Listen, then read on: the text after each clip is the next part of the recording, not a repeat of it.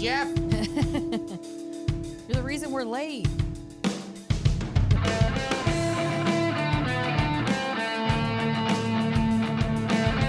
Oh, we forgot to do a picture for the thumbnail guy.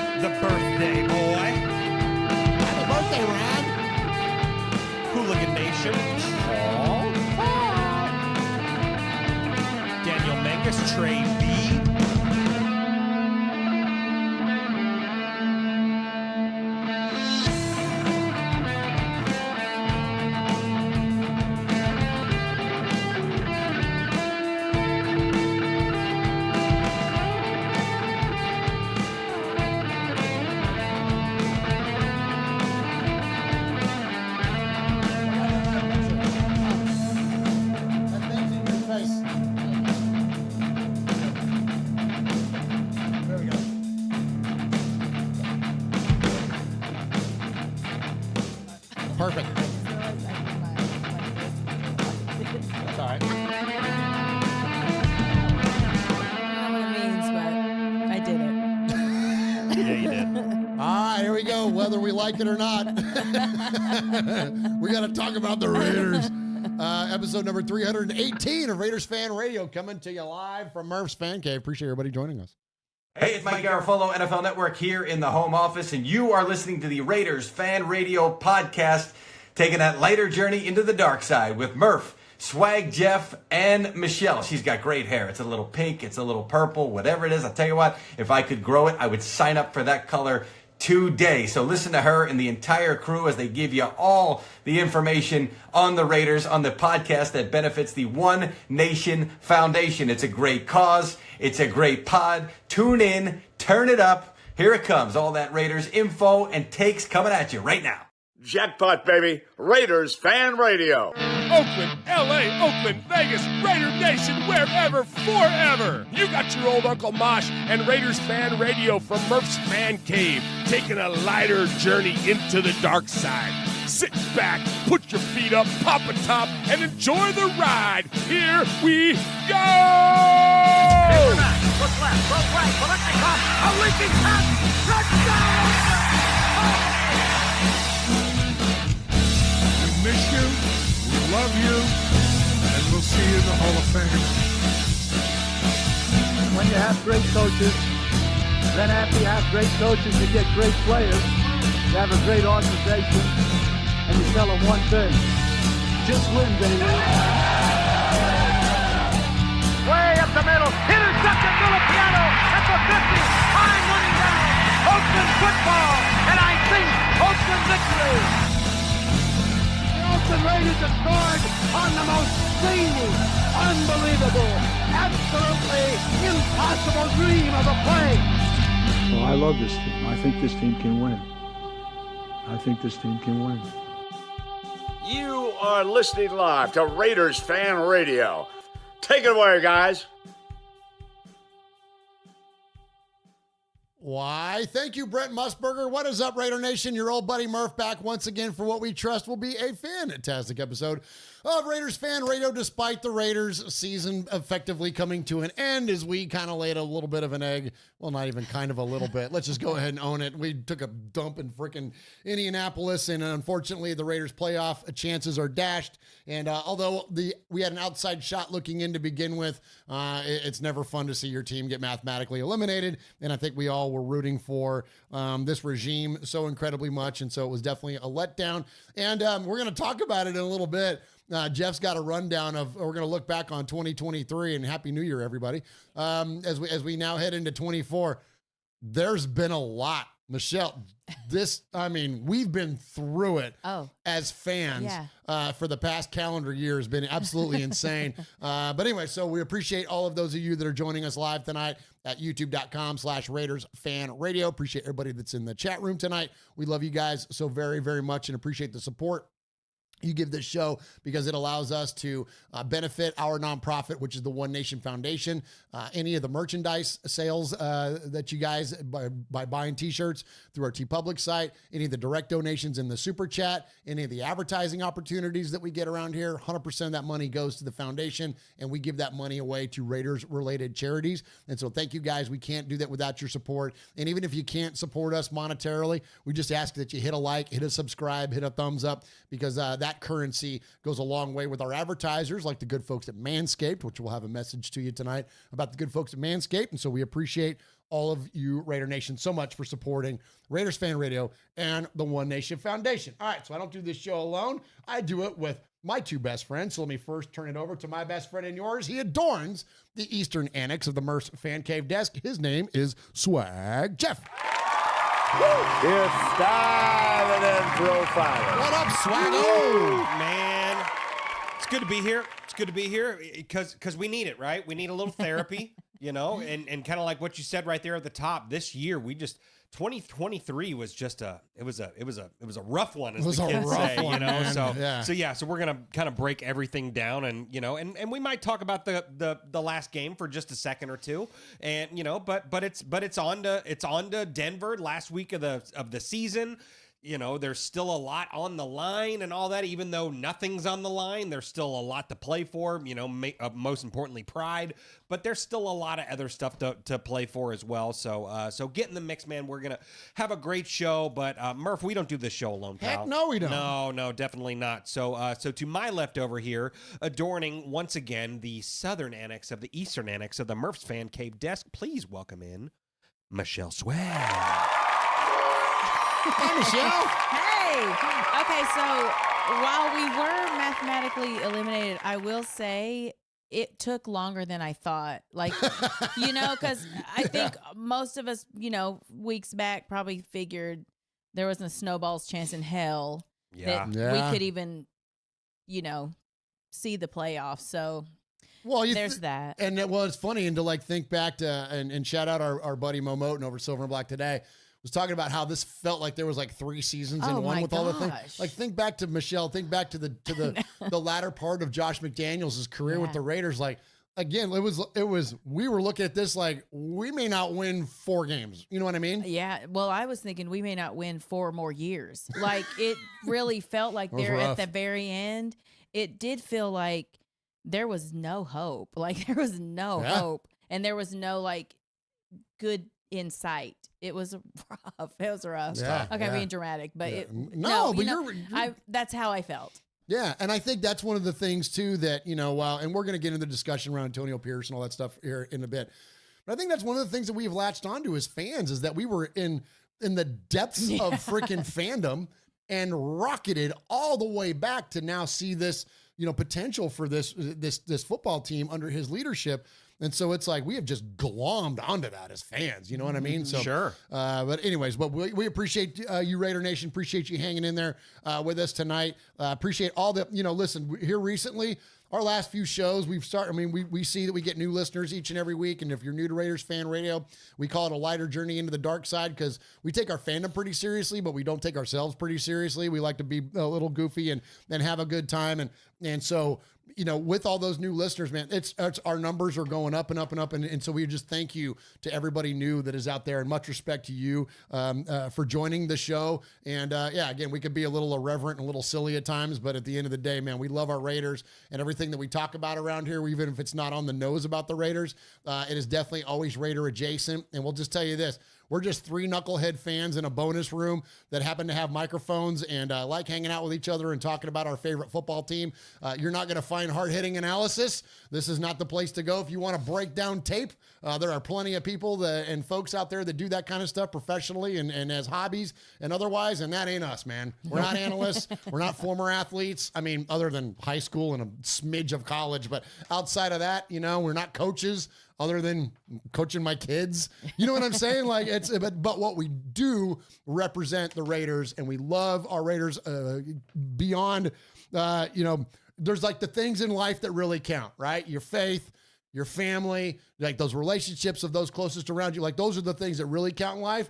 The Raiders are right underneath all that for 100%. You know what I mean? For all three of us. And so thank you again to all of those of you that are new out there. And also for those of you that are new out there, you can find us on any of the, obviously you can find us at the YouTube, like I mentioned, but you can also find us on any audio podcast. Just search Raiders Fan Radio for under Stitcher or Spotify or Pandora or anywhere you can find music, Amazon Music, any of that stuff. You can find Raiders Fan Radio. So anyways, here at the top of the show, which this is now episode number 318 of Raiders Fan Radio. The top of the show, my best friend and yours, always takes our episode number and ties it back to something significant within Raider Nation and swag. Jeff, what do you have tonight? Oh, man. Nice. Every last little breath that you need. Yeah. But yeah, so... every breath you take. Every swag you make. Oh. Ooh, can you make swag? Well, sure. Hell yeah. I made two. He's made two of them. I made two of them at home. Oh man. Yeah, absolutely. So for this episode, we're not going that far back. Okay. How far are you not going back? Not way back. And it goes a little something like this. So we're not going far back. We're just going back to last year, and not like last year, 2022. And we're going to be highlighting WR1. DA17, Devontae. Let's go. Adams. Come on. So, Like which that. I think this is Devontae's first episode number, Michelle. I don't think he's ever been highlighted I think so. You're as right. like the marquee guy for an episode number. So 318, we're going back to 2022. Devontae Adams came in and made a massive splash, obviously, in the silver and black. He had some of his best games against divisional opponents. In fact, in 2022, he owned the LA Chargers. He combined in 2 games against the Chargers, 18 catches, 3 touchdowns, and more importantly, he had 318 receiving yards. Nicely done, Jeff. Nicely done, Devontae Adams. Good work. And Good Michelle, work. we had a seat for that game. We For did. that second game against the Chargers in 2022. Yeah. It's right there behind you, January 9th, 2022. I don't know if you guys can see that there. Never I forget don't know it. if you can see it there. Well, Devontae Nah, you wasn't can't on see that the team other then. No. Well, Wasn't that what you just said? it's right. Damn, Well, the 2022 regular season.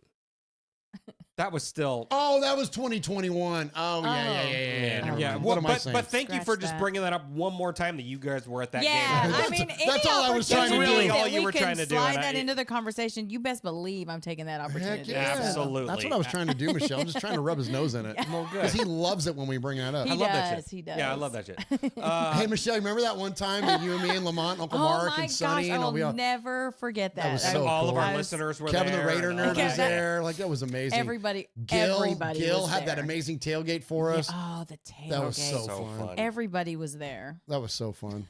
Hey, Oh, Jeff, I what- drank 37 Coors Lights in my living room that night. So suck it. Okay? So there you go.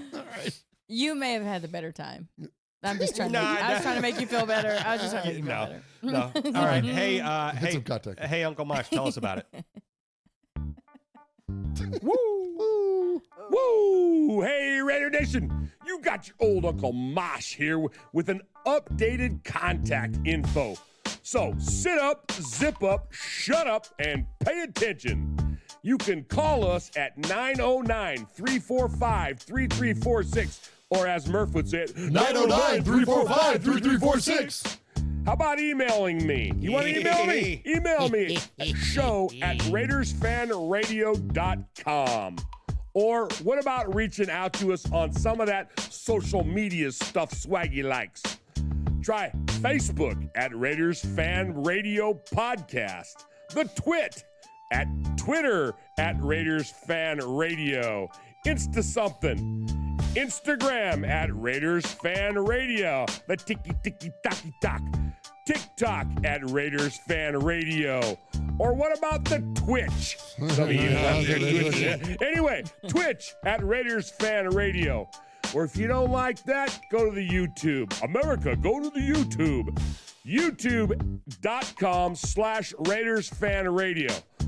Oh my God, if that wasn't enough, go to your podcast provider and search Raiders Fan Radio. Holy crap, that was a lot.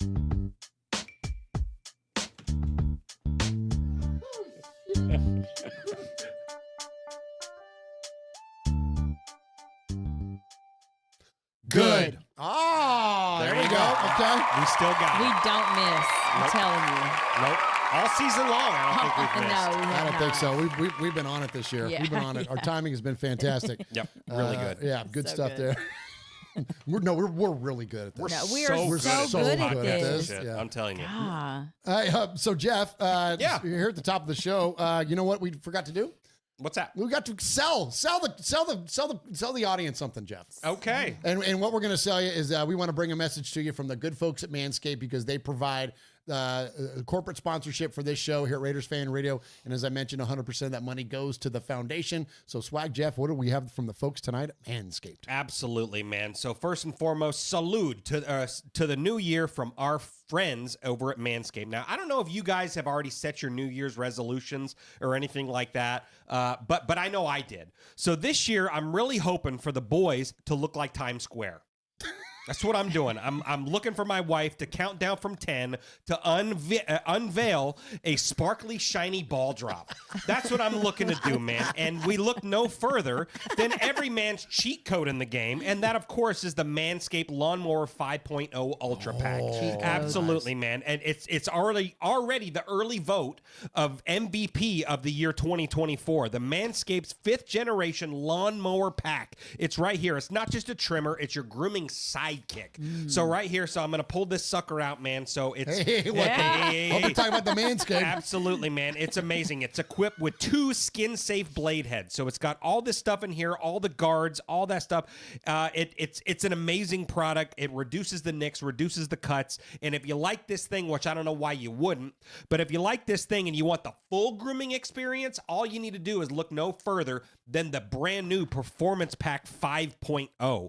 Not only do you get that lawnmower that I just showed right here, it comes with the ear and nose trimmer. It comes with the aftercare products, which include the the crop soother, which is the ball after-shave lotion. Absolutely. The crop preserver, which is the anti-chafing deodorant, so makes your boys smell hella fresh. And then also, if you didn't like that, which I don't know why you wouldn't, they also give you a couple of free gifts. They give you the underwear. They give you the toiletry bag. It's all amazing stuff. So if you want to start the new year right, go to manscaped.com. That is manscaped.com.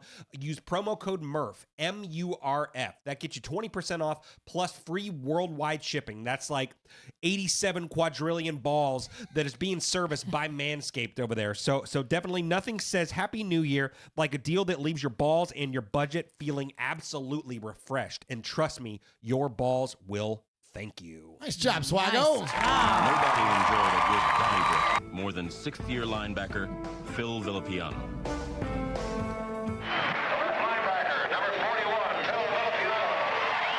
This is Phil Villapiano, and you're listening to Raiders Fan Radio.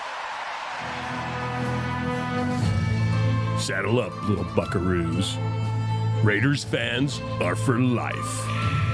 Other podcasts have taken the long dirt nap. But you've got Raiders Fan Radio. We're the wagon you've hitched your horses to. Mosey along with us as we ride out of the light and ride off into the dark side.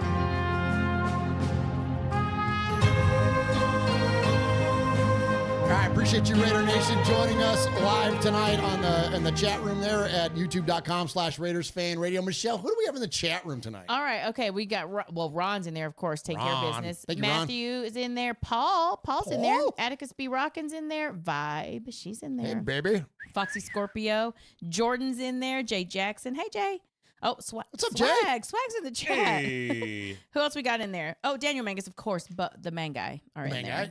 Both the Mangus brothers, yeah. Yeah, I said Atticus B. Rockin. John Ogle's in there. Jordan Ford, I said him. Jay Jackson. Listen, the crew is in there. That is awesome. That's awesome. We appreciate you guys so very, very much for joining us live tonight for Raiders Fan Radio. So, again, for those of you that are new to the show, here at the top of the show, we don't do props. We don't do shout-outs. We like to give respect. We're Italian. There's nothing wrong with props and shout-outs, but, we like to give a little bit of respect. Absolutely.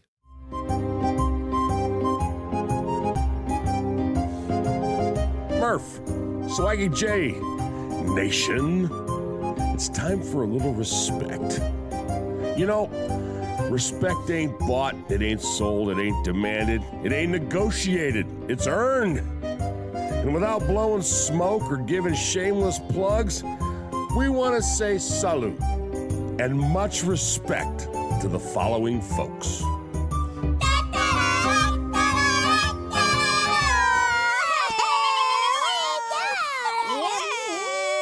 Happy New Year's from your balls. Man, dropping balls and cashing checks. Heck yeah, bro. Dropping balls and cashing checks. That's the next t-shirt, guys. Amen. That's what Raiders Fan Radio does. Football and crab cakes. Is that a sack lunch? Oh my gosh. Hey, shout out Matthew Mangus in there. Appreciate you, Matthew Mangus.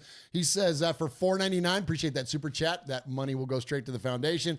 And he says, I want Michael Penix as our next quarterback. You know what? He's on the short list. Deal. And we are going to get into, so we do all this silliness at the top of the show. We are going to dig into some Raider stuff here in a little bit. And that's one of the things we're going to dig into is that this draft is just rife with quarterbacks, man. And all of them, and listen, it's not an indictment of the kid. He's a good kid, but all of them are better than Aiden O'Connell. Oh, yeah. Like, I mean, just hands down. Yep. So we got a lot to look forward to there. So we will definitely get to that, Matthew Mangus, and appreciate your your $4.99 donation in there. All right. So we like to give respect at the top of the show. So I want to give respect to a couple of Phils. Oh, speaking of Phil. There you go. Speaking of Wedding Crashers. Well, actually, no, it was not Wedding Crashers. Hangover is when Bradley Cooper was when he's Phil. Yeah, there you go. Wow. Well, and I just played Phil Villapiano. And we are got Is all it the Phil night? Phils. It's Phil night. It's Phil. It's Phil night. Get your Phil Phil Get your at Phil Raiders on. Fan Radio. So I want to shout out Phil Robinson and his co-host Phil Jones, who I didn't have a chance to share a show with last night, but I did join Phil Robinson and had an absolute blast. And I want to thank him for reaching out and inviting me to join him on the Unfiltered, which I love that name of the podcast. Those are the best. Is Unfiltered because they're both named Phil. That's incredible. That's a great name. It's a great So name. cool. Unfiltered podcast, and had a great time hanging out with him last night. So support those guys at the Unfiltered podcast. They're doing great work over there. And I was really, really flattered because he sent out a tweet today and he was like, I want to thank everyone that joined me in this year for this past year on the show. And he tagged everybody that's been on the show. It's like Louis Riddick, Damian Lillard, Wow. like Lincoln Kennedy. No kidding. Yeah. And me. There you Well, go. but I mean, a lot more than Scott and Mo and a bunch of other, and I'm sure that's how he got aware of us and to ask me to be on there was our Scott and Mo affiliation. But there's all these big name people in there, and I'm like, wow. Don't forget about us. I'm like, I'm just a little knucklehead podcaster in my bonus room here. Like, thank you. Yeah. But anyways, but much That's respect to awesome. him. Much I'm respect going to to him. start Murph's Fan Radio. Yeah. Just thinking about it. What are you doing? Yeah, What is that? because you're big time. Well, because you're big Oh, time oh, now. Well, I'm not big You're time. on the No, trajectory Phil. now. That's what the to respect just, is for Phil. He's the one getting all these Well, guests. I know. You were a guest though. But you on were a big Phil's time show. guest on his show. All right. I'll own it. I mean, Oh, okay. Well, listen. he really. Oh, so he's turned- humble. He's humble too. Yeah, okay. well, not anymore. He was for about 10 seconds Yeah, and then he's like, quickly go ahead, changed. start a show about me. I like that. Do it. Yeah. Oh, you're talking about doing a show about me. Murph's Fan Radio. Oh, I got you. Oh, sorry. I wasn't connecting. Sorry. I'm a little slow sometimes. You're a little slow sometimes. Well, It's all right. All right. You know. It's all right. All right, so hey, I want to give respect. Please do. I want to give respect, and I want to give respect. Please get me out of this segment. Yeah. I want to give respect to professional athletes, primarily, of course, Raider players, but professional athletes that don't quit. That don't quit, because if you're a professional athlete, you're not going to quit for nothing. You know what I mean? Yeah. This idea of people, and we see it all over, let's tank to get a better draft position. Let's tank to do this. That doesn't exist. It doesn't exist in any kind of way, because none of those draft picks are a given in any way. So from the top to the bottom, no one's going to quit like that. No one's going to tank, all that stuff. You think a guy like Max Crosby gives a flying F about those draft picks? He don't give a damn about that stuff. He wants to win. And I saw a thing this week, and we're going to play the clip here in just a moment. But we see a guy like Mike Vrabel. Much respect to Coach Vrabel at the Tennessee Titans, and I know this isn't a Titans thing, but you got to respect whatever conceptually what he's saying. Yes, 100%. You got to respect what he says, because I think you can apply it to literally every team, because that's kind of how everybody feels. So play that clip right there, and just let's hear Mike Vrabel talk about what it's like to lose, and if you think tanking is real. Expand on, because it sucks to lose, Gentry. Trey, ever need to show you anything? Did you have another thought, or no? I'm just curious. Well, it fucking sucks. Is that losing? Awful. That's why I want to win. Because you don't sleep. You want to win for the players that bust their tail. That's it. I love it, man. Yeah. Shout out Yes. Braves, man. Braves is a real one. Yeah. He's a real one, dude. He's a real Right one. to it.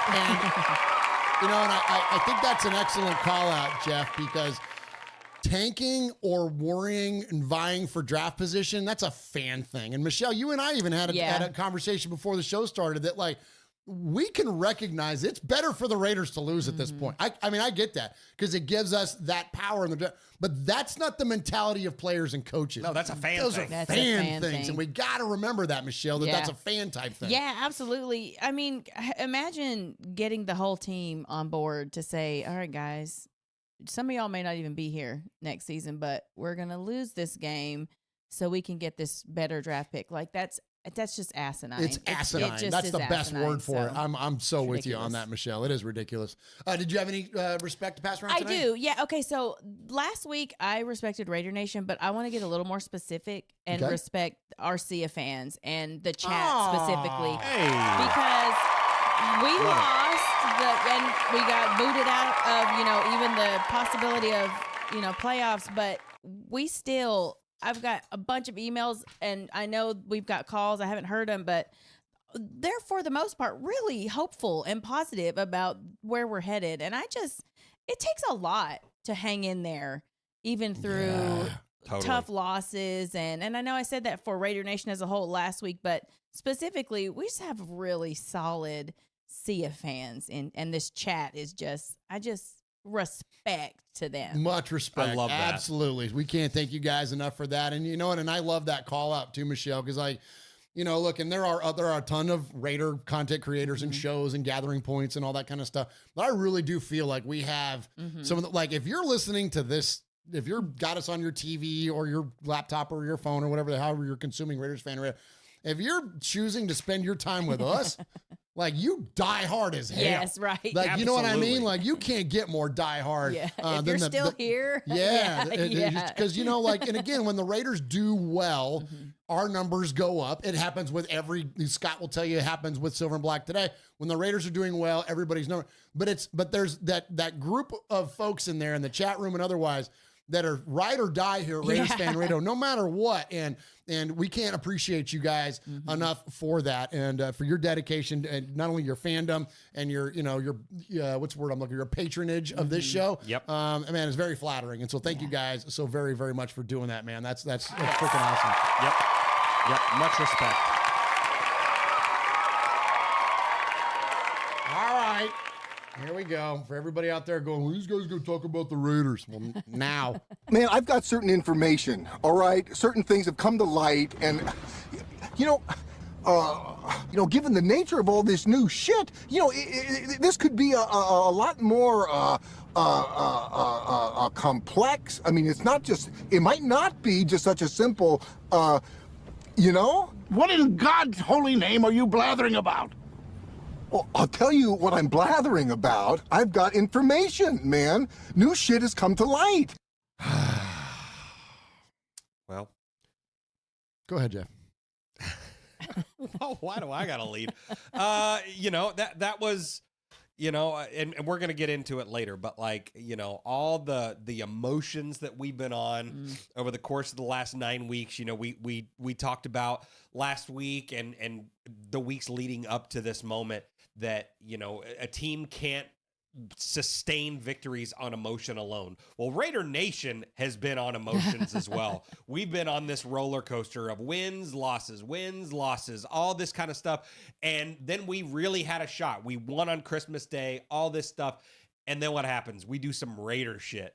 A game that we should have won, a game that we should have taken care of business in a big way to, push us for a final play or, playoff chance or whatever.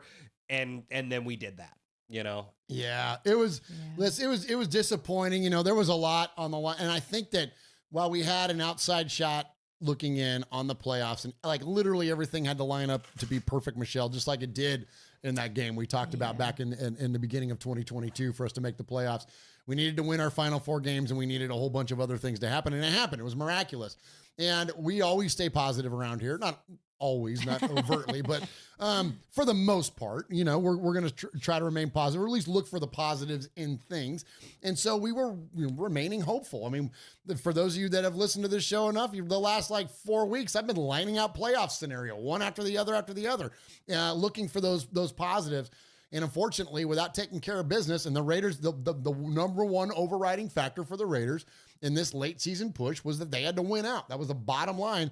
And so when you hang 60 or 3 on the freaking Chargers, and then you beat the Chiefs at home, looking at a game in Indy, it was like, okay, well, this is a very winnable game for us. This is very much in the scope of possibility for us. And I think the thing that really got me, Michelle, and the thing that hit me most right out of the gate was when they drive down, pound the freaking rock right down the defense's throat, and Jonathan Taylor scores. Yeah.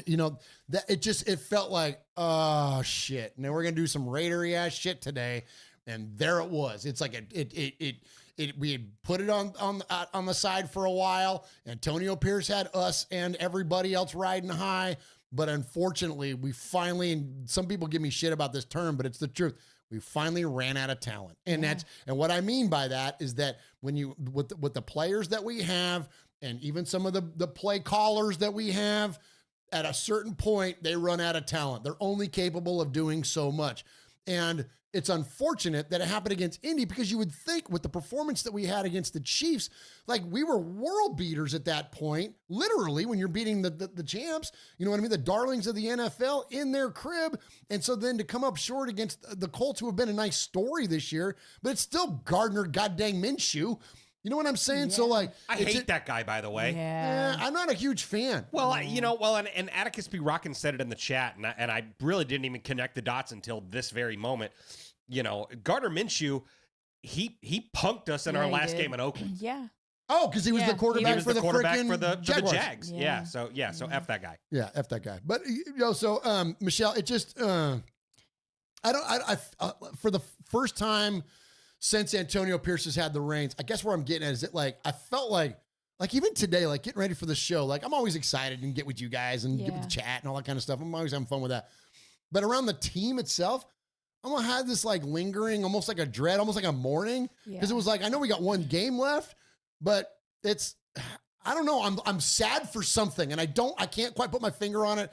I don't know if it's the chances of Antonio Pierce, or at least drawing question. No, I think that's what it is. Let me frame it up like this and then go to you. I think the thing that got me is that for however many years, for whoever has been, frankly, the owner of the team, the GM, the head coach, the quarterback, the personnel, all the different versions that have been of the Raiders, when we have a chance to take that next step, to eliminate the negative narrative, to whatever that thing may be, we come up short. Whether and when in 2016 it was unfortunately due to injury. In 2017 it was because of some locker room drama. And here it was. We've got this new coach, we've got this new regime, and we're also incredibly fired up. And he's got a chance to start putting a mark on the NFL, to be undeniable, and to put everyone on notice that if you're going to play the Raiders, you're going to freaking, you know what I mean? We're going to bust your ass. And then to come out flat on defense out of the gate, it was like, oh, damn it. We were this close and couldn't do it. And we haven't done it since 1983, frankly. Because even if, and look, and sometimes, issues are external, and sometimes they're internal. And in a time like back in 2000, you got big fat Tony Siragusa land on Rich Gannon and break his shoulder and knocked us out. That was a team that could have won the Super Bowl. We could have beat the shit out of the Giants in the Super Bowl. And we could have beat the Ravens that day with a healthy Rich Gannon. So our times are our thing, but it was like we got close and then went away. Same thing with the Tuck rule year. Got close, went away. And so we get to these events, Michelle, and now it was like this one was felt more self-inflicted. And those are the ones that feel the worst, right? All right, I'm going to shut up now. Yeah. That swing from like hope to despair that we have literally been on through this whole season is exhausting. And I think that, like, as a fan, it's like, okay, yeah, we did what we did to the Chargers. We beat Kansas City. You're hoping again, and you're like, this, could solidify Antonio Pierce's position, and like this could. Then we can take this and run with it, and then nothing, and then you go into that game. Because I told Lamont when we were watching, I said, this first series is going to give me an idea of the game that we're going to have.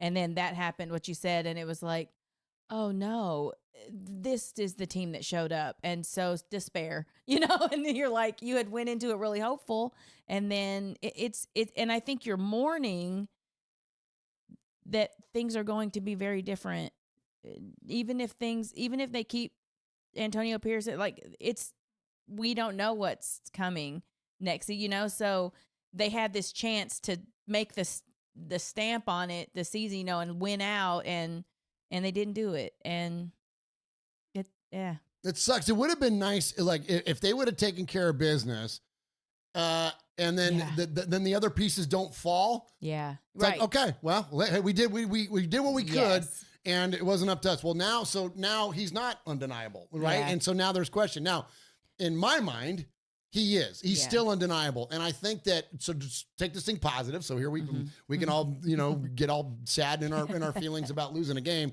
But the positive side of it is this. If he can not will this team, because it all comes down to the players, but if they can collectively take care of business against the Broncos, and then you can put on your resume, okay, finish with a winning record 4-3, and I want to see him. Listen, Al Davis didn't want to just win a football game. He wanted to dominate his opponent, just like we did against San Diego. If we can dominate the Broncos, I'm talking put a 50 burger on them. I'm talking beating them like 52-14, some shit like that, or 59-14, like the old school game we played against them. If we can win in dominant fashion against 3 division opponents, which we historically, or at least recent history at a minimum, we've struggled against divisional opponents. So if we could do that then I think puts him in at least the conversation about being undeniable, and puts him strongly in the conversation. We're going to get to some comments from Devontae Adams about his endorsement of Antonio Pierce. And I know that player buy-in isn't like the be-all, end-all, but I think there's something different. There's a unique quality when it comes to Antonio Pierce. There's an intangible that can lead to wins when it comes to that man. I think that there's something special and unique where it's not just, oh, I rep the Raiders. Oh, I wear a satin Raider jacket walking into the stadium. It's not about that, because anybody can present in that way. But there's something rooted in him and what he's bringing out of these players that isn't strictly fueled on emotion now, because we've seen. I think that's important, Michelle. Yeah, I think, too, there was a lot of expectations put on him where he didn't have the talent to reach those expectations.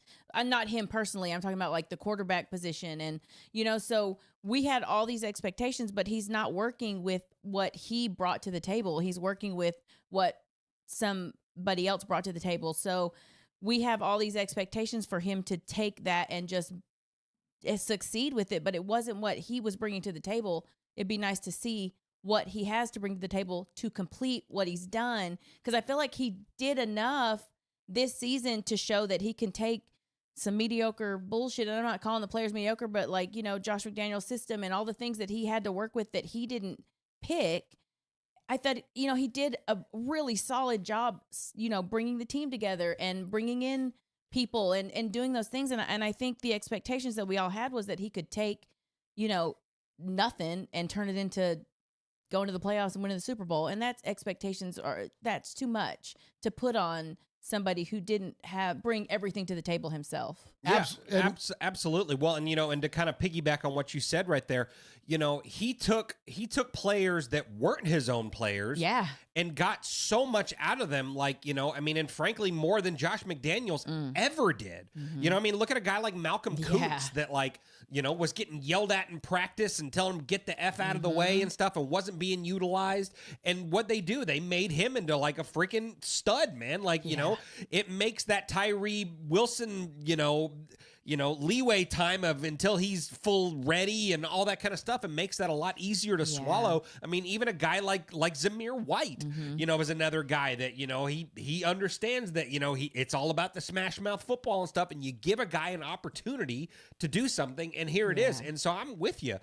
I don't think they sign him to a big, long deal, but I'd love to have them sign him to a 3-year deal or something like that. And just like, hey, let's hold up, let him cook. Let's see what he can do with his guys before we just start firing off and, getting back on this coaching carousel. Absolutely. Let's check in with, so I got these comments here from Devontae Adams. These are really good, man.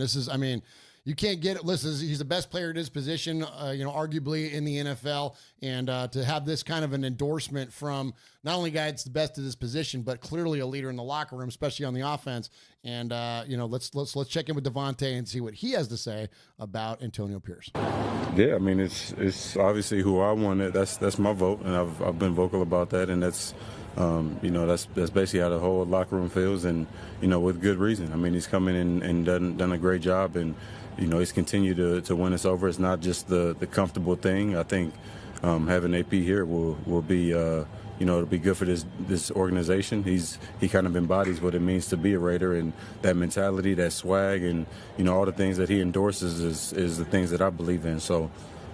It's easy for a guy like me, especially having dealt with him a little bit this year now and gotten to know him and see his evolution, in front of the team, and all those things, all the different fields of being a head coach. So definitely rooting for him.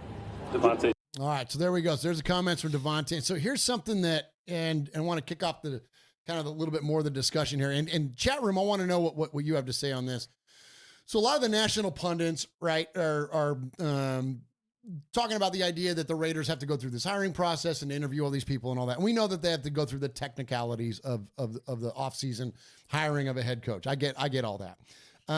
But I think there's also very much a real world scenario where Mark Davis already has his mind made up. And this is my hope as a fan, is that he does. This would have been some Al Davis-ass shit to do. Al Davis didn't hire the shiny coaches. He took the position guys and elevated them. And the two that I can think of off the top of my head that are most glaring is John Madden and Art Shell. He took position guys and he elevated them, and they brought something so unique and so special to the table that you can't replicate by having a good resume. And so when we talk about some of the other candidates or potential candidates that can be out there, Antonio Pierce has already built the resume based on who he is. And that's so much more important to me than what your win-loss record was as a coordinator or whatever. That kind of shit, we've already seen how that plays out. Unless you're the one solely responsible, you know what I mean? So for a team's particular success, unless you're the brain behind it, if you're just part of it, I'm not crazy in love with that. And we also know that the Raiders situation is completely unique. We heard the man, Lincoln Kennedy, say it on this show that the Raiders are completely unique in everything that they do except play football. Right. So you've got to have someone, and this is where the national pundits, I think they whiff on this idea and this concept that it is important. It's not about bringing in someone with an incredible resume that could bring wins, and yes, all those things are valid, but that's not some Raider shit. And it may sound to a national media an impartial opinion. It may sound like a flippant thing. Well, that's a fan thing that it's got to be Raider shit. No, it's not. Listen to Davante Adams. Don't take my word for it. Listen to what he has to say, and he will tell you it's important for this. He's a Raider. He knows what it embodies, the spirit of the Raiders. And guess what? That will lead to wins. Yep. And he also understands the idea that he can't do it on his own. He is hyper aware of the idea that he needs a team of people around him in order for him to be successful and for him to enable their success. What more could you want on the heels of Josh McDaniels, who is the ultimate freaking narcissist and thought that he could just do it all on his own? No, you can't. You got to have a team. You got to have a staff.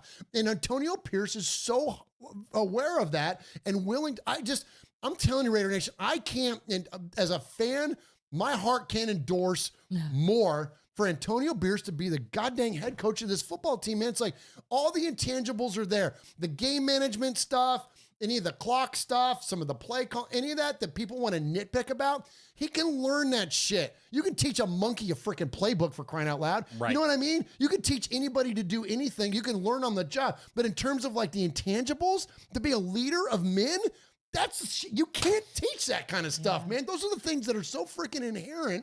And he brings that. And listen, I'm gonna say one more thing. I'm gonna shut up and throw it to you, Jeff. Remember one more Jim Harbaugh comment? I'm gonna lose my shit. Like, listen, I understand the merits behind Jim Harbaugh, and I get it. He was once a Raider, and that whole once a Raider, always a Raider. Like, I get that whole idea. And so I understand the track record. He went to 3 straight NFC championship games. He went to a Super Bowl. He brought Michigan back. They beat Ohio State twice. They're getting ready to go into the championship game. He just knocks off Nick Saban, the greatest coach in college football history, in Alabama, the most storied program. I get the bona fides there. I totally understand that.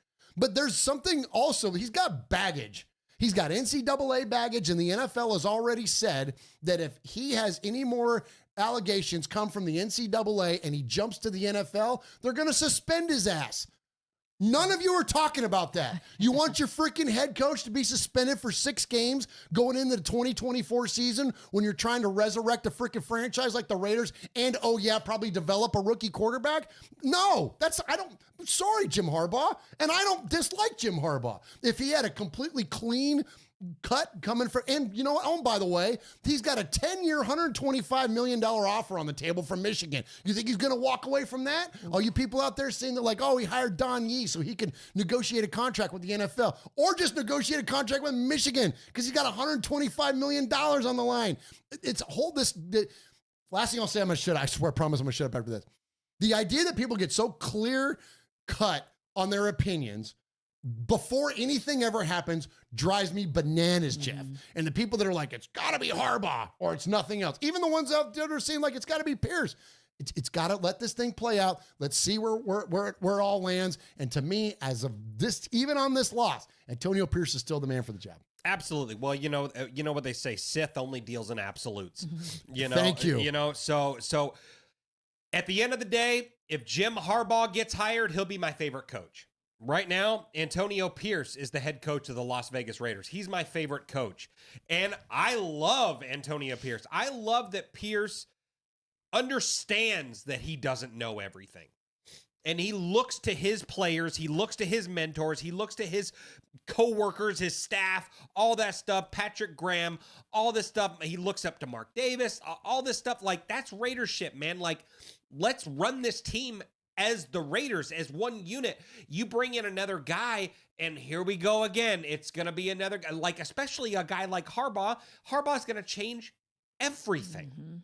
literally everything. You know what I mean? Like, there's not going to be this, that Raider swag. It's going to be Harbaugh's version of that. It's, and in years past, it was McDaniel's version of it, which was the Patriot way, but it was still his version of the Raiders and stuff like that. Antonio Pierce is the organic, old school Al Davis version of the Raiders. Come on. That's what I like. That's what I like, and that's what I want, right? Yeah, and I worry that, and I'm sure Mark Davis has all the people that he needs to, hopefully he has the people in his ear that he needs to be listening to. Cause I think I hope he doesn't think he needs the big name for Vegas, cause Antonio Pierce is Oakland Raiders. Antonio Pierce is LA Raiders. I hope Mark Davis doesn't think I need Harbaugh. It's Vegas. I need to bring in the big now.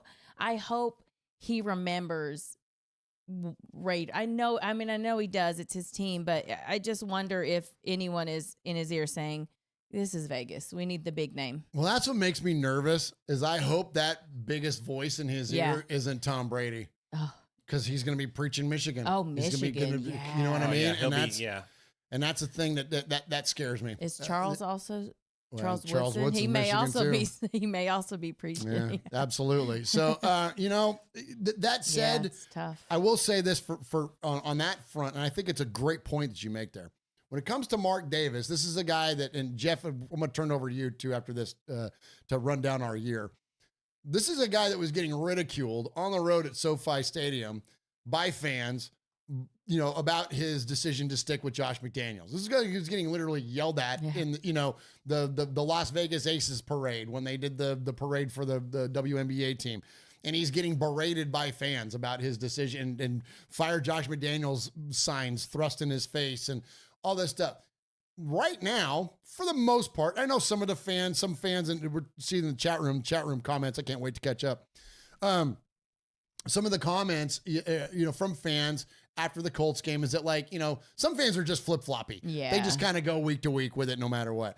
But I think for the most part, and especially rolling back the clock a week ago, collectively as Raider Nation, we were bought in. Yeah. And everybody was pulling the same rope. And think about the last few years. How often has it been, Raider Nation, that we all have been kind of agreeing with each other on social media or otherwise? Been few and far between. And Antonio Pierce is responsible for that, because the idea that we were all collectively going together. So Mark Davis, he hears it. Yeah. He recognizes that. You think he's going to want to throw the sentiment away right now? And I know that players don't pick their coach, and I get all that. You think he wants to just freaking turn his back on Davante Adams' comments and go with somebody that, if anything, if it's not Jim Harbaugh, it better not be anybody else. That's the only guy that I think is even remotely close to being able to eclipse what Antonio Pierce is bringing to the table. That's it. Outside of that, if we go with some coordinator from some other team or whatever, and I was, pounding the table for Jeff Ulbrich not that long ago before Antonio Pierce, came in. But back when we were just talking about firing McDaniels as a whole, that was one of the guys. But Antonio Pierce is a Jeff Ulbrich kind of guy. He's Dan Campbell. He's a Bob Saleh. He's that kind of guy. So we've already got the guy. So let's not try to reinvent it. But anyways, all that said, Jeff is going to run down. Oh, wait a minute. Hold on. Nice. This will be a good time to take a break. Yeah, shout out the chat room. Shout out these super chats that have come in and swag Jeff and take us down. So we were talking about, kind of being a morning. We're talking about kind of being in a weird spot now on the season, all that. Well, when we were talking about pre-show, we kind of uncovered why. And man, we've been through the freaking ringer as fans this offseason. So Swag Jeff, shout everybody out and then tell us about the last year, 2023 on the calendar. Absolutely, man. So Paul's in there. At Atticus B. Rockin', YO Raider, Jordan Ford, Mr. Tiki in there. Pineapple with a $20 donation says first donation of 2024. Much respect to you. Gianluca Morelli's in there. The Mengai are in there. Let's see. M85's in there. Let's see here. Celos is in there. Much respect. Vibe Raiders in there. Hooligan Nation. John Ogle. Van City Raider. Deep H2O. Let's see who else is in there. Dominican Raiders in there. Corey Fleck. And then our buddy Intel, man. Much respect. Nice. He says, Happy New Year, Raider Nation. But most importantly, and we can't thank you enough for it, a $100 donation to the One Nation Foundation. Thank you. Murph's over there. He's got the button, and he just stepped out for a moment. So much respect. Yeah. All that good stuff. So much respect to Intel, and then Fabricator Gil follows it up with a $20 donation as well to the foundation. So much respect. Can't thank you guys enough. That's all going to the One Nation Foundation, where we give to different various Raider-related charities, such as the Bolitnikoffs, such as the Max Crosby Foundation that we've just partnered with, Raider Dad, all that good stuff. So we can't thank you enough. Raider John's in there, Herman Munster, Ghostmasters in there, Tony Shefford is in there, man. We got everybody, 94 people in the building, man. Nice. So much respect to each and every one of you guys, and you stepped out there. Fabricator Gil also with a $20 donation. Oh, thank you. And we had a hundo in there too. Yeah. Intel with a $100 donation says Happy New Year, Raider Nation. Can't thank you enough. But yeah, as Murph was saying right there, 2023 was a rough one. Jeez. It was a tough rougher than I realized. Yeah. My gosh, when you break it all down from January 1st, 2023 to 2024 now, it's been rough, man. So I'm not going to make light of, obviously 2021 was a hard year, with Gruden and with Henry Ruggs, all that stuff. That was a trying year for the Raiders for sure, personally and all that kind of stuff. But 2023, man, this was a freaking strictly from a fan perspective, and team perspective, it was tough. So we start out the year 2023. Derek Carr was just benched. I can't believe that was like last year. He was just benched 5 years ago. Not only is he benched, but he's benched and he goes to the house. Oh, that's right. Goes to the house. The Carr stands go crazy. The haters go crazy. All that stuff. Derek Carr then, after the season then ends. We lose 2 games to the 49ers and to the Chiefs. And Derek Carr refuses to be traded. So we have to release him, let him go, all that stuff. We finally get to free agency, and we sign Jimmy Garoppolo. Jeez. Who didn't even show up for his press conference. No. Absolutely, yeah. He doesn't show up to the presser. The presser gets canceled. The rumor was he failed a physical, all that kind of stuff. Everyone starts freaking out. And then shortly after that, Renfro trade rumor started, all that. Darren Waller gets traded for a 3rd rounder, all that. So Raider Nation's all over the place at that point. The draft happens, and needless to say, it was controversial. Some people were just absolutely pissed at the fact that we drafted Tyree Wilson. Everyone wanted Jalen Carter, all that good stuff. Oh, yeah. Absolutely. We wait to the 4th round to get a quarterback when everyone was hoping. Oh, what's the hurry? What's the rush? Exactly. We got Jimmy Glass. What are we doing? So that happens. We trade back up into the 2nd, and instead of getting a quarterback, we go in and we grab Michael Mayer, a tight end, all that stuff. Everyone's freaking out, all that, and then fully the Patriot way is instilled. It's instilled because we bring in what we say 9 Patriots in this over the Brandon Bolden and Chandler Jones were already in Las Vegas, right? And then they bring in Jacoby Myers, Jimmy Garoppolo, right? Adam Butler. Yep. Who are the other? Philip Dorsett. And Brian Hoyer. There you go. Oh, God. Yeah. So let's just load up the room. That should have been our first clue. With a bunch of freaking Patriots. Yeah. Absolutely, man. So we get through all of that mess, all that. So we're starting to get fired up for the season. We get to the season, and then Chandler Jones.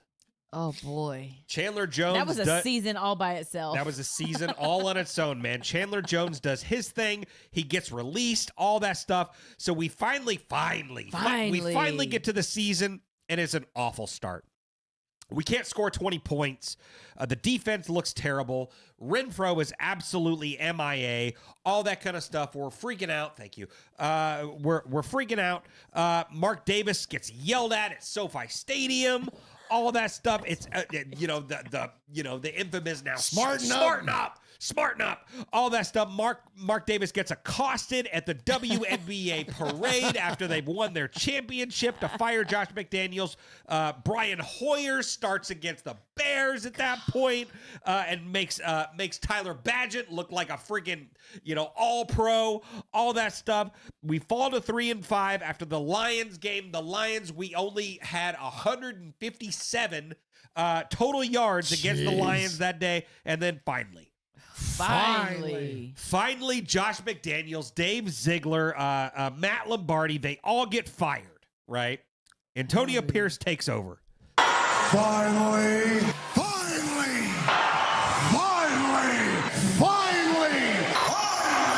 Finally takes over, man.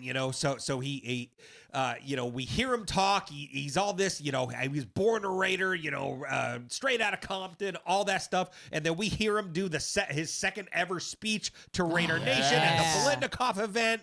And we're still only in November, and so many things have happened. Antonio Pierce takes over and wins 2 games in a row. He beats both New York teams. It's on, it's popping, all that stuff. The defense is improving, and then we lose a couple. And these are tough ones. We lose to the Dolphins, we lose to the Chiefs, all that stuff. We come off a bye, and we're thinking Antonio Pierce has got the team fired up after this bye week. We're rested, all that good stuff. We're still in the Raider way.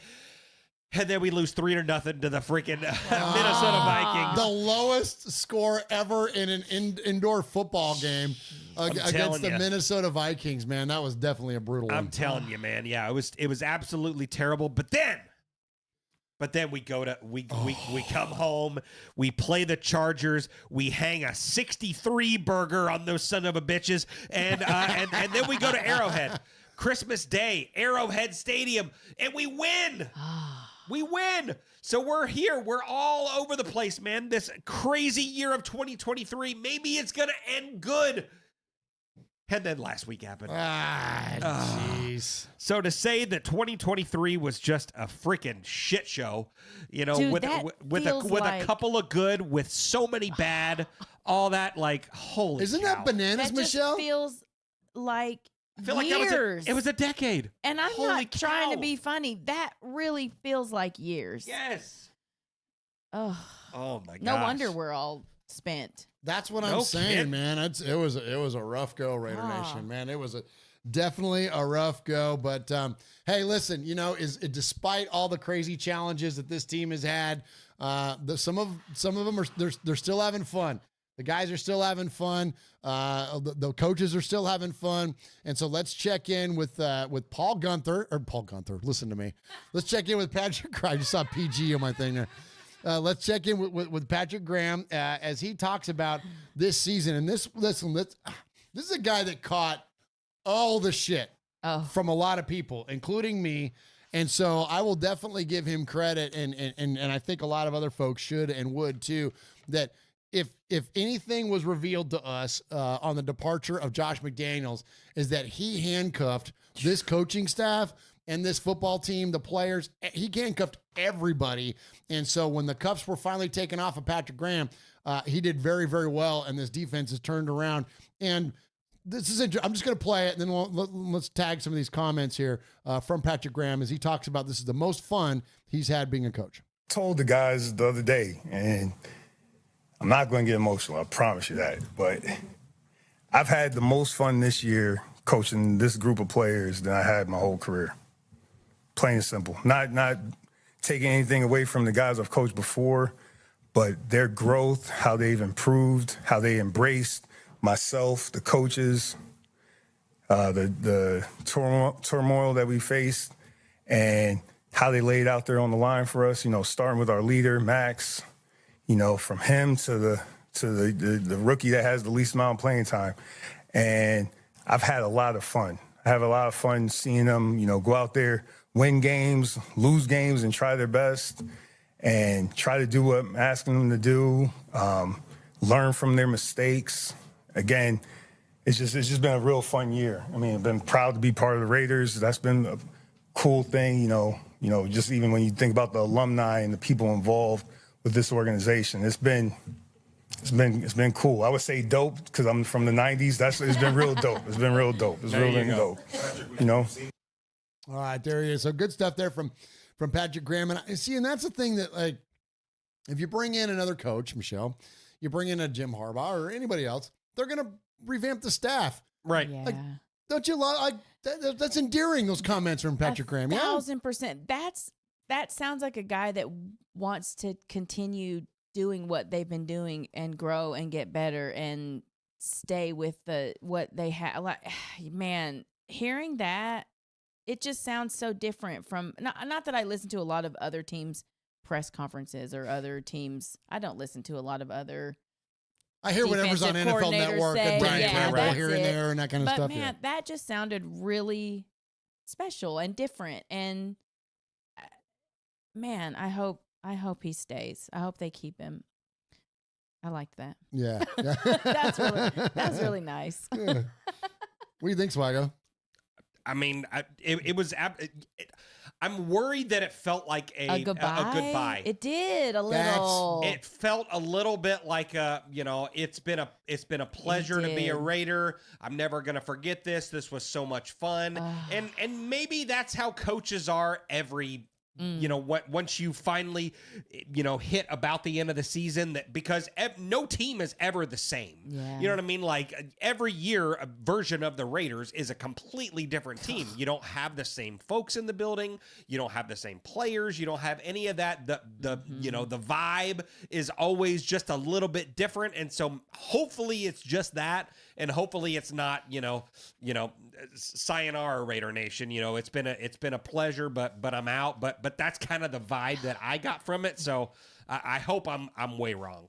Yeah, absolutely. I'm with you guys. Yeah, we're rooting for it all. Keep together. Chat room, let us know what you think. Looking forward to reading back your comments. I can't keep up with the chat during the show, but I always like to go back and read your comments. So, Swag Jeff, go ahead and take a break, and then let's talk a little bit about this game we got coming up. Sure. Let's talk about the significance we got against this game against the Broncos and kind of what's on the line this Sunday. Absolutely. Well, hey, before I hit a break right there, I just got the notification on my phone that our good buddies AJ Cole and Max Crosby have been voted to be Pro Bowlers this year. Nice. Much respect. As if there was any doubt. You know what, though? Just them? Just them. I hate that. That's some bullshit.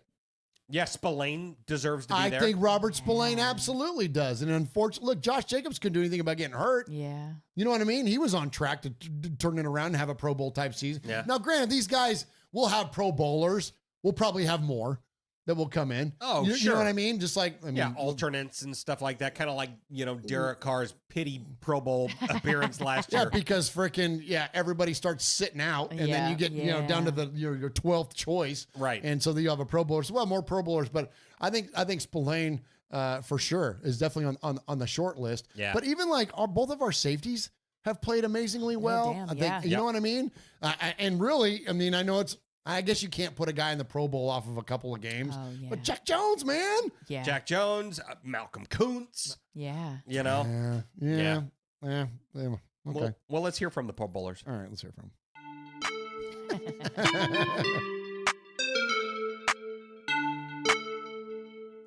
Hi, this is AJ Cole from the Las Vegas Raiders, and you're listening to Murf, Mosh, and Swag Jeff on Raiders Fan Radio. Just win, baby.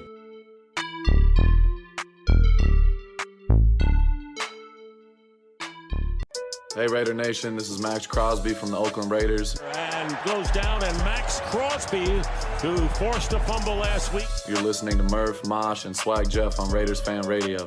Thank you so much. Just win, baby. You're welcome, Max. Thanks, Max.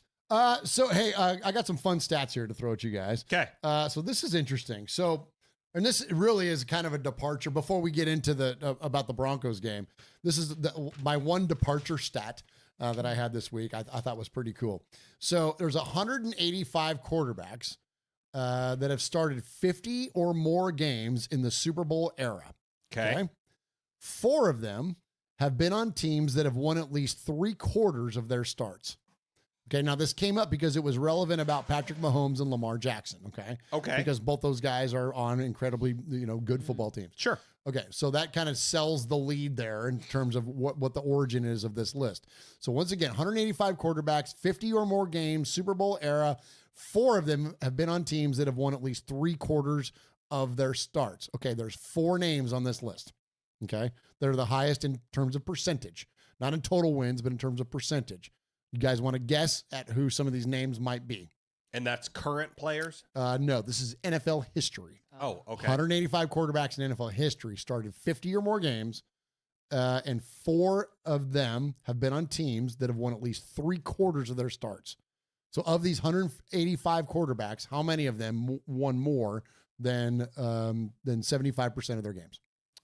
Kenny Stabler. No. Really? Mm-hmm.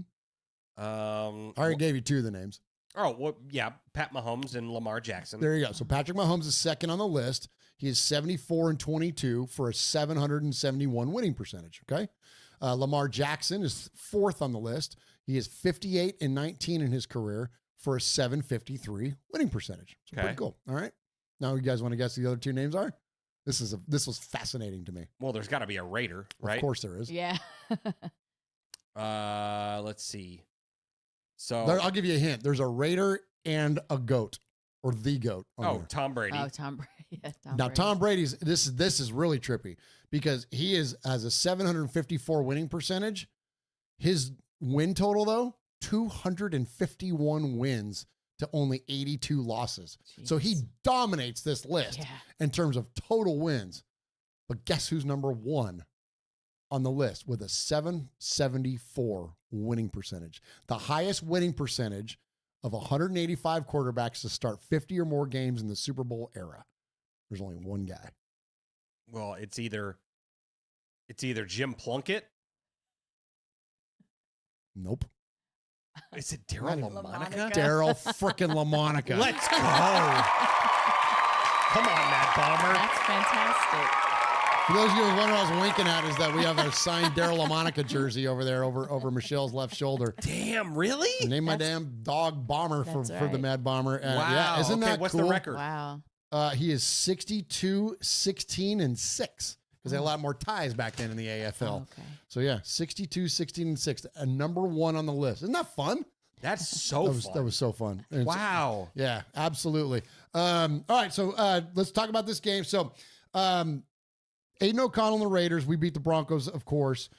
Excuse me. If Aiden O'Connell and the Raiders beat the Broncos in Week 18 after Jimmy Garoppolo did it in Week 1, it will be the second time ever that 2 Raiders quarterbacks beat the Broncos in the same season. Right? That's fun. All right, here we go. I'm going to throw it back at you guys again. In 1968, we had 2 different quarterbacks beat the Broncos in the same season. Anybody want to guess who those 2 quarterbacks are?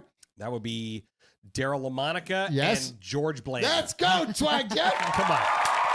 Good job, bro. Also, when Aiden O'Connell faces Jarrett Stidham in Week 18, it will be the 3rd time since the merger that both Raiders and Broncos will start 2 different quarterbacks in the second, or start different quarterbacks in the second meeting than the first. So the other 2 times it's happened in 2011, Jason Campbell Jason Campbell for the Raiders and Kyle Orton for the Donks, and then Carson Palmer and Tim Tebow, and your favorite. And then in 1984, it was Plunkett versus Elway. Right. But then the second meeting was Mark Wilson and Gary Kubiak. Oh, wow. Ew.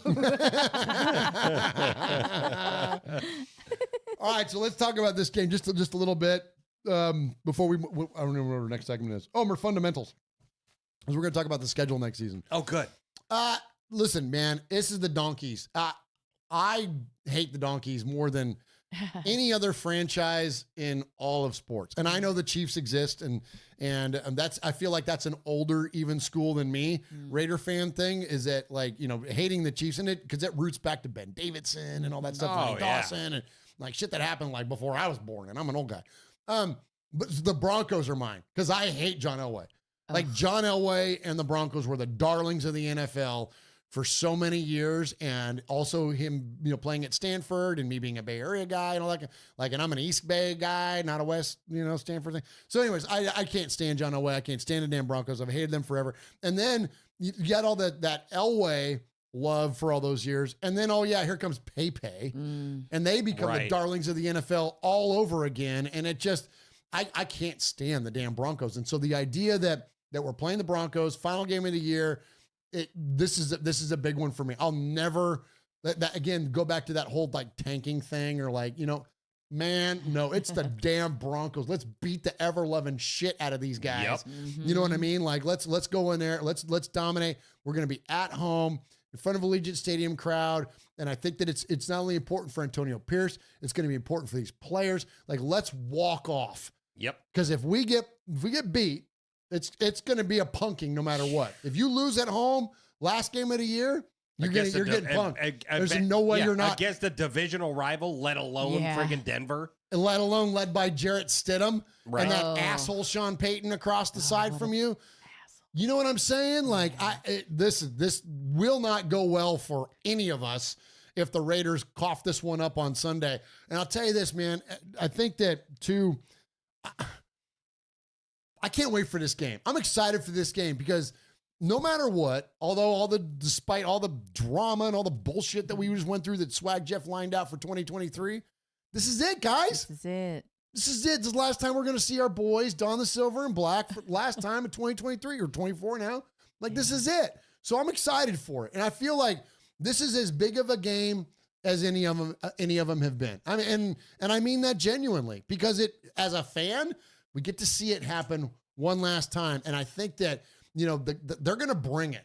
They're not going to lay down. Ain't nobody going to be rolling over. The boys are going to bring it. Hear Antonio Pierce talking about it at his press conference today. He's fired up. The locker room is fired up. And so I'm excited for this game, Michelle. And I think that, listen, we got to put Jarrett Stidham on his ass early. We got to have Max Crosby have a big day. Yeah. Last game at home, whether AP stays or not, either send him off with the biggest send-off you can or help establish his position as the new head coach. I don't know how many games I've said this is the biggest game that the Raiders had. I think I said that about Kansas City. Then I think I thought that about coming off of that game for the Colts. But this game, this is a big game. And like you said, it's the last – damn it. It's the last time we're going to see him this season. And that bums me out. But, man, they can go out and fucking that's okay. And really just send Raider Nation out with a bang this season. Kill them. Yes. And Jarrett Stidham, let's see his ass in the dirt. Just grass all in his helmet. And I think, Jeff, I think we're going to see a dominant win. And listen, I think the Raiders are going to win every game. I think we're going to see the Raiders because they know. So I'll just say this. They know now they laid an egg against the Colts. Yeah. And they know now what kind of it ain't no coincidence that Devontae Adams today is coming out and saying, we want Antonio Pierce. He's our guy. Let's make him the permanent coach of the Raiders. That's not a coincidence there. So they know, the players understand the importance of this football game. And Jeff, I'm not saying we're going to hang 63 on them, but I really do. I think we're going to beat the ever-loving crap out of these guys. Yeah, I agree, man. And it's so funny, I feel like, so last year, we finished 6-11. It was just, the end of the season, it was it just sucked. And we played the Chiefs and they did all that ring around the rosy shit and all that kind of stuff. It was just a shit performance the last week of the season. But even going into that game, it was just we were already down bad. We were we were sad sacking hard last year. Hard. Yeah. Well, this year, yes, we've been eliminated. Yes, the stakes are the same. Our record looks better. That's awesome, but what we could be, one game difference at the end of the day if the Broncos come in and beat us, whatever. But the vibe still feels different. Yeah. Like, I mean, and that is a full testament of Antonio Pierce. Like, yes, I'm sad that the season's over, and I'm sad that, we're not going to see the Raiders play again until, September or whatever. But I'm still like, dude, I'm fired up for this game, man. And that's a testament to AP, man. Like, he's got the boys ready to play. They're going to freaking come out and they're going to punch him in the mouth, man. Like, that's what it's all about. So, this end of the season, yes, it's the end, but like there's still so much to play for. So much to play for. Absolutely. Did you guys see that? And a little bit of a side note. Did you see the hoodie he was wearing today at the press conference? No. It's so badass. So it has like a Raider, like holding like a flag, like marching kind of a thing. Okay. And it's got like a Raider shield and like a flag and all this stuff. It was like a gray with like a lot of black lettering. Yeah. And it said championships are built in the off season 2023. Oh. And I was like, oh, yeah. I know. I was like, ooh, okay. I see you, coach. I see you, coach, calling that off-season shot. Cool. Let's do it. Yeah. Let's do it. I thought that was awesome, man. So, all right, Swag Jeff, hit a break, and then listen. I know we've talked a lot about, and Raider Nation has too on social media and otherwise, about the importance of draft positioning. But I'm here to tell you, we are here to tell you that even if the Raiders lose this game and we drop a couple of spots in the draft, it's not going to be the end of the world. We're going to still be able to find our guy. What's up, Raider Nation? It's your boy, Will Compton. You're listening to Raiders Fan Radio with my boys Murf, Swaggy Jeff, and Uncle Mosh. Tune in because they fucking put out a banger podcast.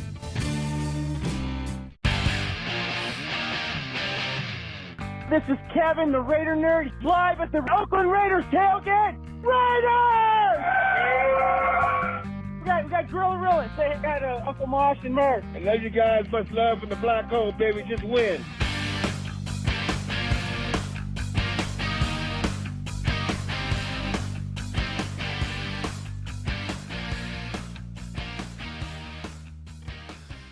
All right, Raider Nation, appreciate everybody that is in their chat room tonight. Corey Fleck is in there. Raider Loco is in there. Tody Shefford is in there. Jordan Ford, Deep H2O, Paul Edgerton. We appreciate you, Mr. Tiki. We appreciate, let's see who else. We got Trent is in there. What's up, Trent? Martin is in there. Appreciate Alpocalypse is in there. Great name. Appreciate Jay Jackson is in there. Shout out Navajo on the go in there. We appreciate you, my man. And appreciate Pineapple is in there. And so many of our good friends. Vibrator is in there. Appreciate you, baby, being in there. And so many of our good folks joining us for this episode 318 of Raiders Fan Radio. Herman Munster just jumped in there. Appreciate you, Herman Munster. All right, so Jeff and I were talking about this before the show tonight, and I know the hot topic for us here is we've kind of broke down draft positioning for the Raiders and where it can go and all that good stuff. Salvo Zen, appreciate you, Salvo Zen. The idea that the Raiders need to be at a particular position in this year's draft to find our next franchise quarterback, I think is a little bit of an oversight. And the reason why I say that is that this draft is super deep.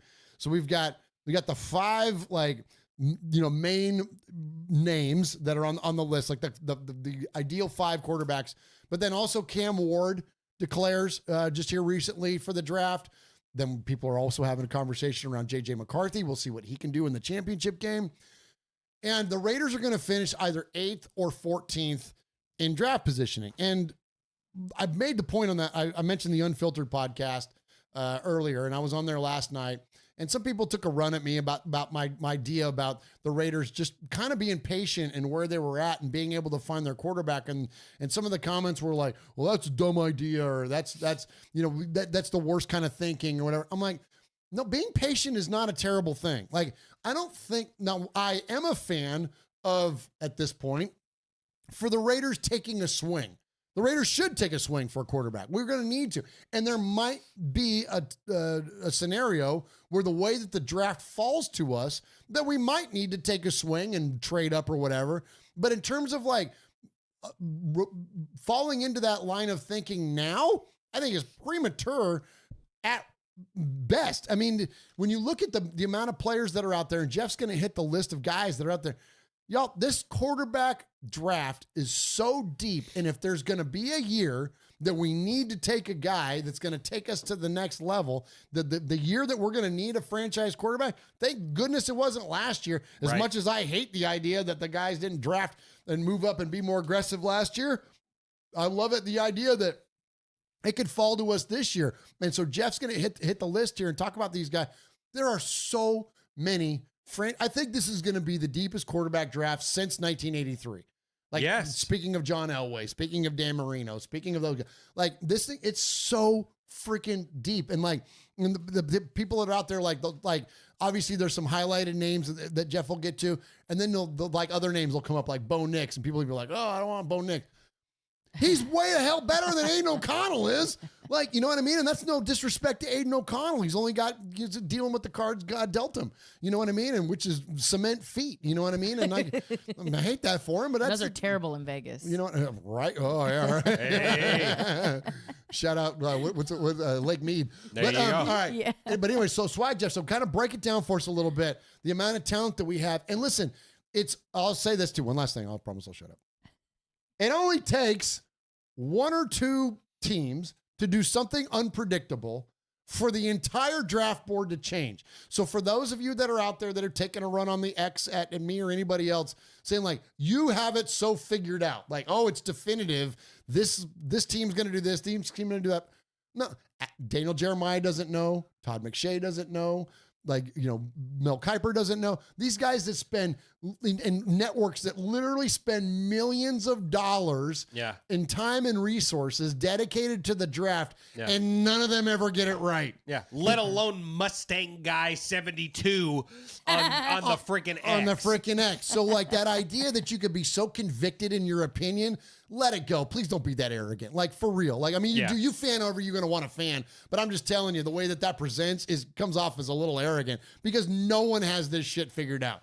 No one gets their NCAA bracket right every year during March Madness, and ain't nobody ever nailed the draft yet. So take it easy with that shit. It's because all it takes is for the Bears to decide, you know what? We're going to stick with Justin Fields and draft Marvin Harrison Jr., and then guess what happened to your draft board? It's gone. It's gone. So save the mock draft, save all that kind of shit. And I'm telling you, Raider Nation, we're going to have the opportunity to draft the next franchise guy, maybe where we're at, or maybe we might have to move a spot or two, but it's not going to take a freaking like a seismic shift for the Raiders to find the guy, Jeff, because there's a lot of those guys out there. 100%, man. So you run down this list and real quick right there, you know, there's been a ton of talk about this Justin Fields, right? You know, there's a ton of talk that, you know, trading a second or third round pick, maybe to grab him. You know, I think there's a lot of guys that might still be in the mix for him. I know Atlanta, I feel like he's a good fit for a team like Atlanta, but he's a good fit really anywhere. And he's been balling out the last 6 games. He's 4-2, all that stuff. And I don't know if you watched the game in Chicago, they're chanting his name. We want Fields. Yep. We want Fields. You know, like, so like crazier shits happen for sure. So you could see a guy like Caleb Williams slip and slide and fall all the way down. But you got Caleb Williams, you got Drake May, Jaden Daniel, Bo Nix, Michael Penix, J.J. McCarthy, Cam Ward, Michael Pratt out of Tulane, who beat Caleb Williams last year in the bowl game. For all Caleb Williams junkies, yeah.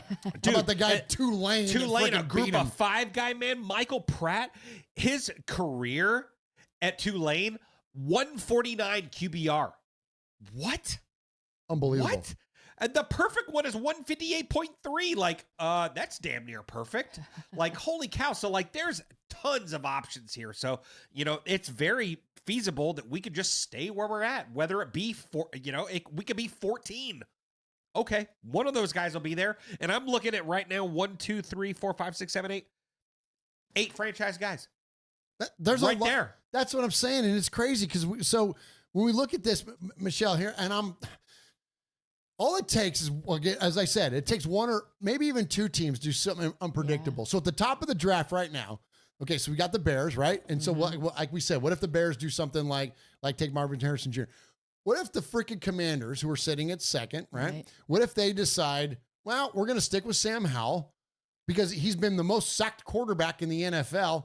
What if they decide to hold pat and draft someone to protect him? All of a sudden, so next up is New England.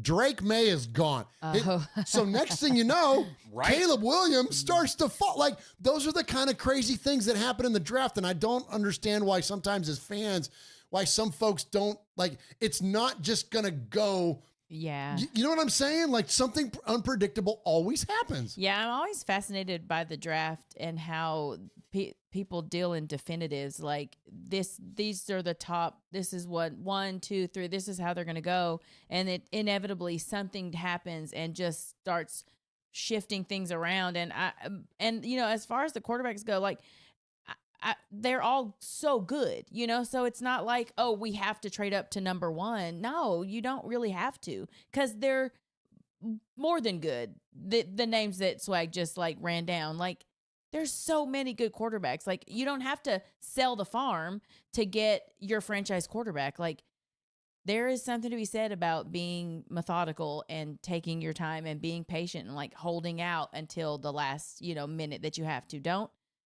give away everything just to get the one thing you think is going to be it, because there are a lot of names on that list that would take the Raiders to the next level. Yes. The next level. So. Absolutely. And I love Hooligan Nation in there says, ask Will Levis about draft predictability. Yeah. Ask Aaron Rodgers. Yeah. You know what I mean? Patrick Mahomes was taken 10th, y'all. Yeah. Like, come on, man. Like, I'm telling you, like, there's this idea that we've got to, like, oh my gosh, we got to be so aggressive. No, I don't think so, man.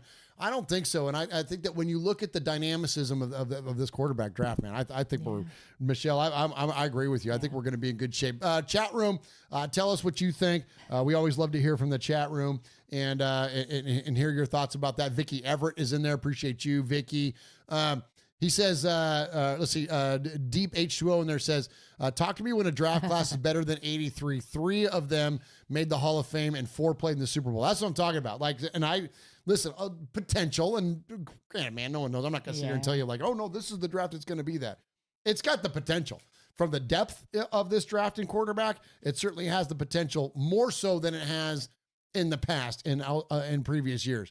Let's see. Jay Salga in there says, can you say there's a plethora of quarterbacks in this year's draft class? Yeah, absolutely there is.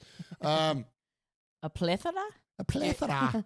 Paul Edgerton says, if we get Michael Penix, our right tackle needs to ramp up. Yeah, because he's a lefty. And you know what? I kind of love that idea, too. I love a good lefty. Because I'm a lefty. Well, you're and Me too. Kenny Stabler. Yeah. Kenny Stabler's a lefty, man. So I'd love to see a lefty come in and play for the Raiders. That would be super cool. All right, so let's take a break here, Swag Jeff, and then we're going to get into some more fundamentals before we jump into the Sea of Fans. Let's do it.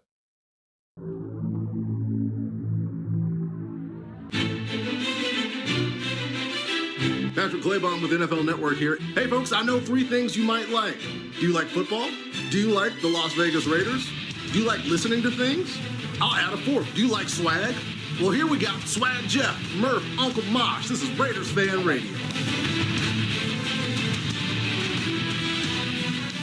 Hello, boys and girls. Thanks for joining me here today as your old Uncle Mosh takes us to class. Most of you have heard the phrases Hail Mary, shotgun, or onside kick, but have you ever wondered what the heck a Mike, Sam, or Will linebacker did? Do the phrases run and shoot, bull rush, and nickel dime packages make you want to go pooch punt the Wildcat? Well, you're in luck. My little nephew Murf has a new flea flicker of a segment called Murf Fundamentals, where I ask him a question and he tries to teach this old dog some new tricks. All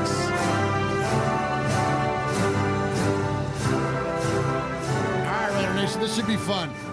Let's build the schedule for next year. Let's do it. Okay. Michelle, do you know how the schedule is formulated in the NFL? I do not. Jeff, do you know how the schedule is formulated in the NFL? Why don't you tell us, Murph? Well, sound a little condescending. No. Do you know, Murph?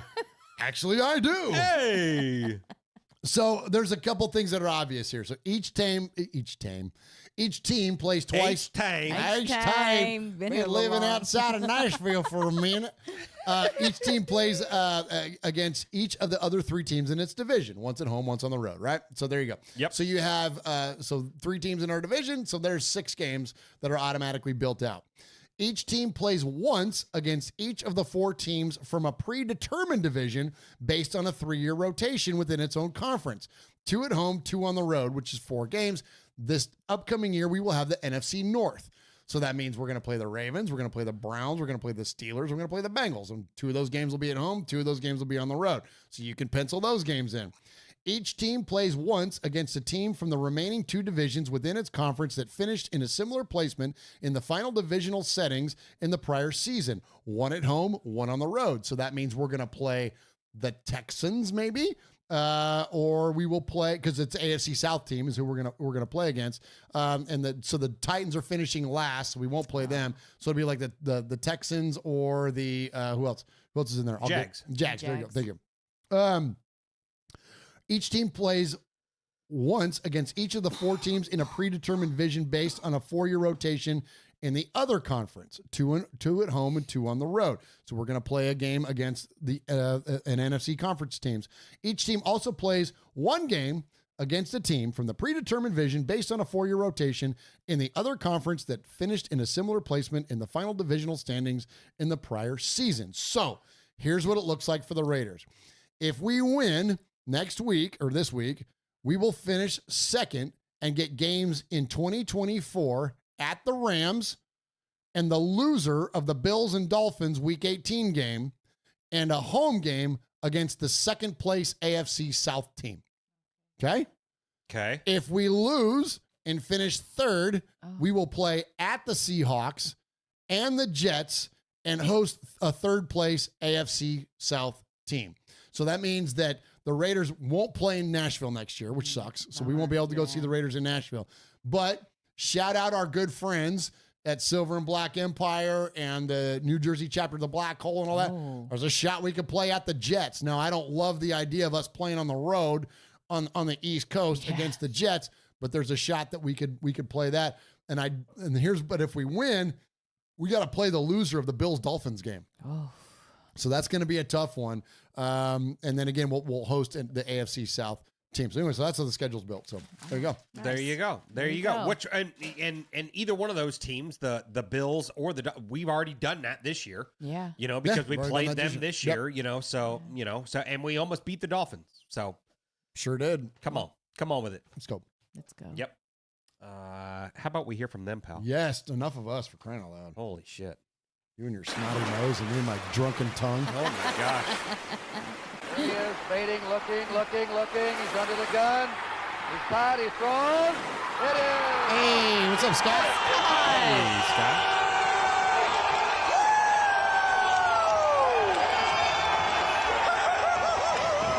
Oh.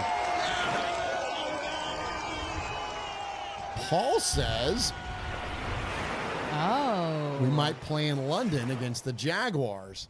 Oh, that would be awesome, man. So shout out Silver Jags, Black. that would be UK a home game for the Jags because they're gonna be there. Oof. Well, yeah. Well, there's a ton of tell us, Paul, but I'm pretty sure there's a crap ton of Jaguars fans over there in the UK because they were one of the first teams that started playing over there regularly, and so there's an absolute ton of Jaguar fans there in the UK. So let us know about that. But that we might have to go. Yeah, now there's a trip. That would be a trip. That would be a trip and a half. That would be a trip. We might need to do that. Michelle? I vowed I'd never fly over the ocean because I hate flying and the thought of that. You could take a boat. But I would just eat a gummy or something and then there you go. Wake up. You and Val just... How'd I get here? And get Chris to do that too. She needs a... I'll do that anyway, I guess, yeah. There you go. Oh my gosh, that'd be so fun. That would be so fun. Yeah. We get to meet Paul. Hell yeah. And you get to meet Paul. Come on, dude. All right. Come that on. alone would be. That a reason alone to would be go. worth the trip. Yeah. It'd be less to see the Raiders than That's just to go right, meet yeah, just Paul. to meet Less Paul. of the Raiders and more of Paul is a good thing. Is that what you're saying? Yeah. Well, and you shouted out Scott Gilbranson in there. Scott, how many White Claw surges are you in tonight? He only drinks those here. Yeah, that's just a fan here cave thing. thing. Yeah, It's just a fan cave thing. But hey, we want to appreciate everybody that is in the chat room. We love you guys so very, very much. And we love to hear from you because more of you, as Jeff said, and less of us is a good thing. So you can contact this show a handful of different ways. One by participating in the chat room, or you can send us emails and phone calls. And so Michelle is going to read the emails, which come to us through show. Oh, okay. Yeah. So if you have if you have an email machine, you just go onto it and you type like this. Yeah. S. Yes. H. O. Yeah.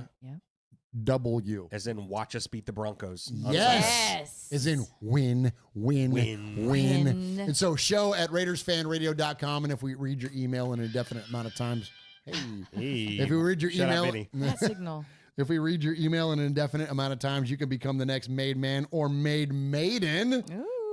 Here at Raiders Fan Radio. Is that what we're calling that now? I kind of like that, man. I kind of like that too. Yeah, shout out Frankie Mosqueda and Jesus of Alum Rock with that idea to go made maidens. Wow. And so I like the made maiden. So you can become the next made man or made maiden by sending us an indefinite amount of emails or calling us at 909-345-3346. We love you guys so very much for contacting the show. And enough of me. Michelle, who do we got tonight? All right, so the first one's from Vicky, and I think she sent this right after the show last Wednesday. Okay. All right. Okay. I'm going to start with, I freaking love you guys. I don't get to we watch love you many too. shows live, but I always watch them later. I love that you support such a worthy cause and can be so freaking funny. I get to continue learning from you and some of the great content creators out here on YouTube, Silver and Black and Mount Shieldmore, to name a few. I get a little intimidated to speak about football because I just started learning the game about 10 years ago, and the one I talked football with passed away last February. Oh, I'm sorry to hear that. I hate to hear that. And I am now the only football fan in my circle of friends. I grew up in San Diego and was an ignorant Chargers fan by proxy. When they started to throw temper tantrums because we wouldn't build them their own stadium, I formed a hatred for them. Then when I finally started to learn the game, after a few years, I decided I needed to pick my team. Watching Charger games as a kid, I was always fascinated with the amount of energy and pure loyalty that I always saw from the fans, and I always heard them called the Nation. I decided at this point I really wanted to become part of this community. This is when they were still in Oakland, and I moved to Fernley, Nevada. The team proudly announced that they were moving to Vegas. Yes, my team followed me to Nevada. Love that. I love it. But on the last two games, I was dumbfounded and in utter shock at what I was seeing during the Chokers game and was jumping up and down while watching the Chiefs game. I can't wait to see the Colts game Sunday. Sad for that, because we didn't win. But anyway, yours truly, Vicky Everett. So Hey. nice Vicky very Everett. nice, very cool. All right. Next we have keep those coming, Vicky. yeah. We need a maid. We know they're a made maiden. Yeah. Okay, so next we have Vegas Red Pete. Hey, Pete. First off, Happy New Year. We made it another trip around our local star. Some of it fueled by dad juice, right? Taylor Swag, that's for you. Nice. I mean, Swag Jeff, that song needs music or to be burned. I can't decide. The Strange Raiders season finally will be coming to an end. I really felt like two separate seasons, didn't it? Or it really felt like two separate seasons, didn't it? We got tricked by McDaniels. Didn't it? Treated. Didn't Oh, it? no. Yeah. Hey. Don't start When that. we go, though, we will practice with Oh, Paul. we gotta We'll practice practice. that. Yeah, Oh, I'll yeah, exclusively speak in that yeah, tone for the yeah. entire time. Yeah, same. We got tricked by McDaniels, treated by Pierce on Halloween. And you won't have some soccer hooligans kick your ass for it either. Yeah, right? Yeah. I'll just point to Paul and be like, he told me to do it. No, I fit right in. Roy. Sound like a local. What are you talking about? That's it. I've been working on it. Coach Pierce, he does so many things well. Nailed it. Lamont loves it. I just walk around the house just speaking in a Cockney accent. My only criticism is his undying loyalty to Favre before Jimmy. Why did that slay me? That was so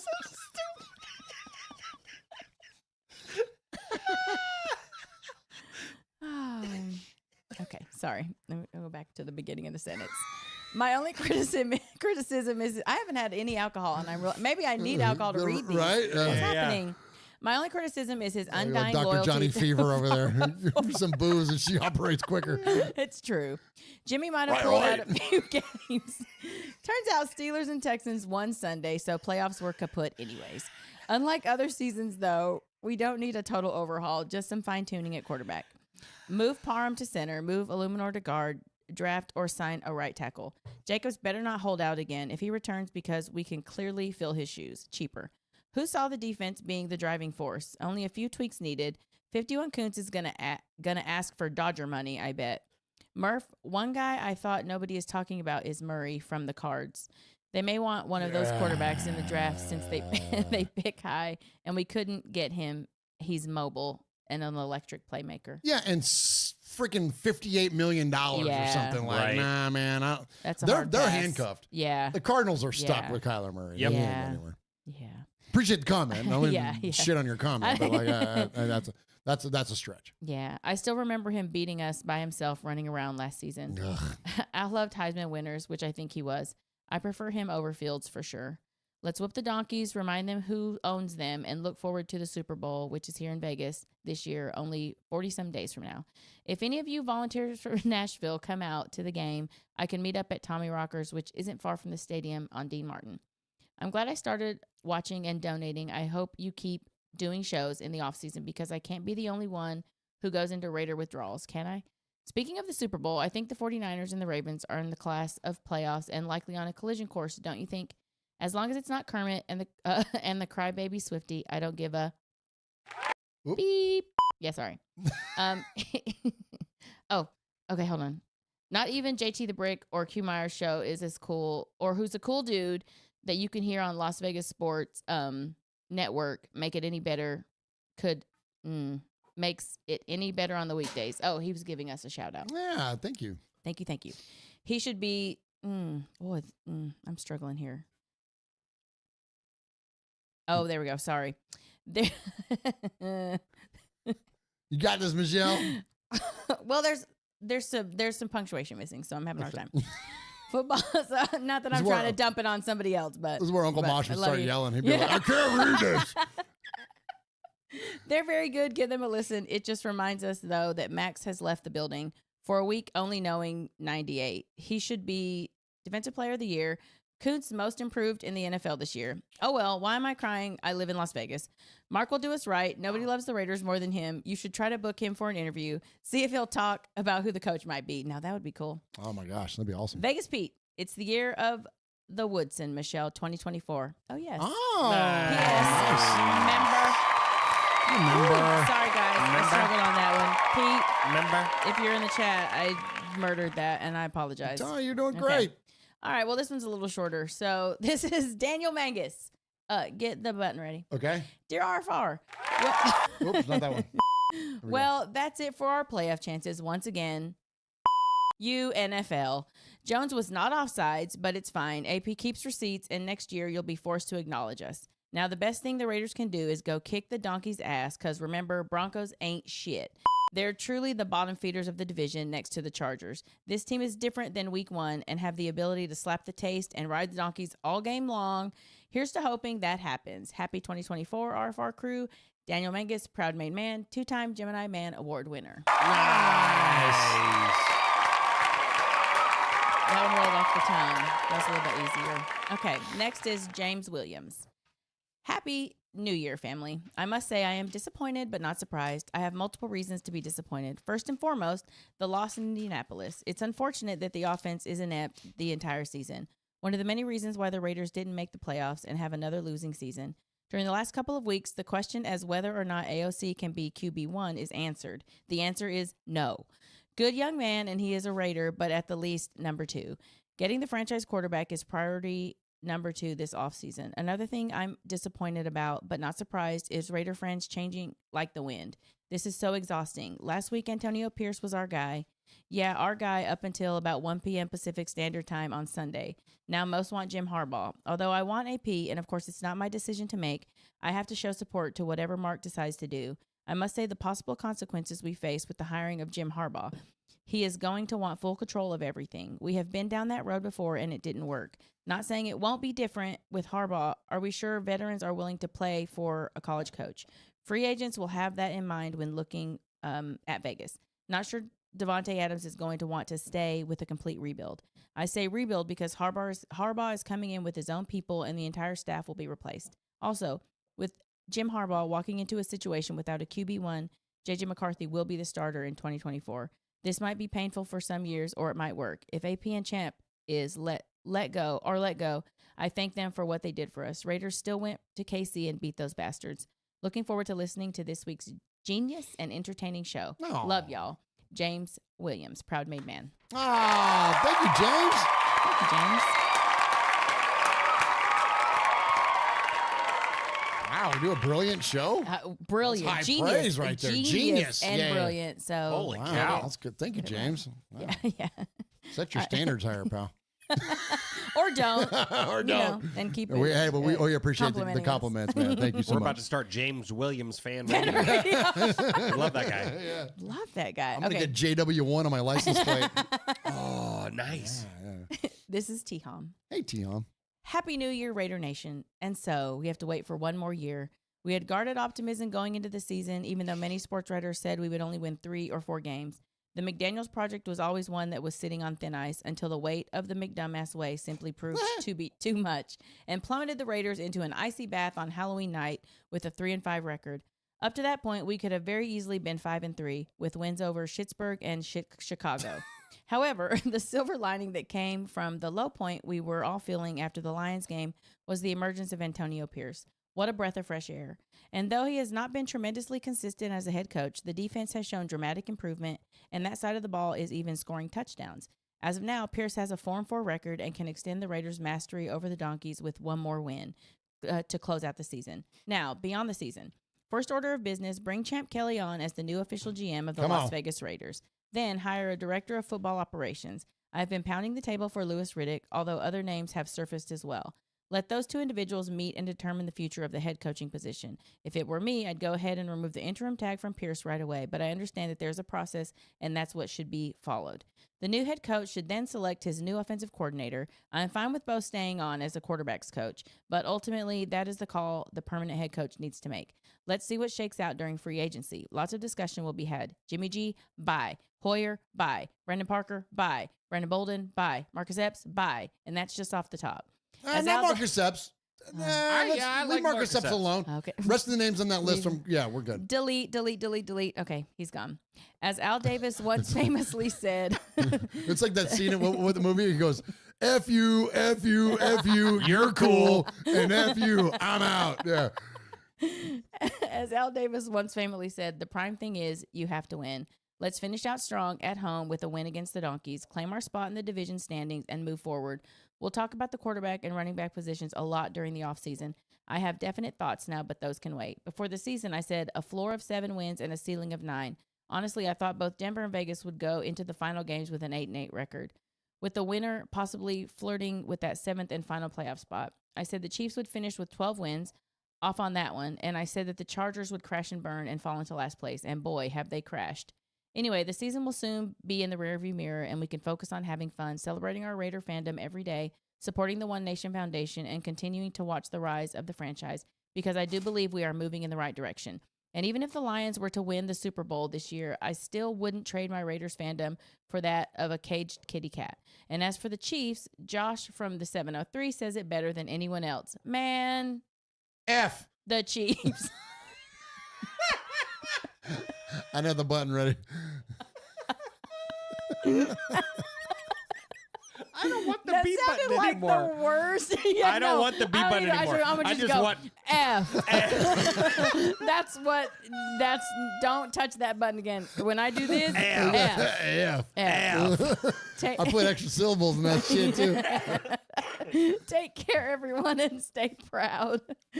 T-Hom, the assistant to the assistant of the GM of show episode numbers, proud made man, Gemini Award winner 2022, and personal friend of the Raider Karaoke Kid. Hey, nicely done. Good job, T-Hom.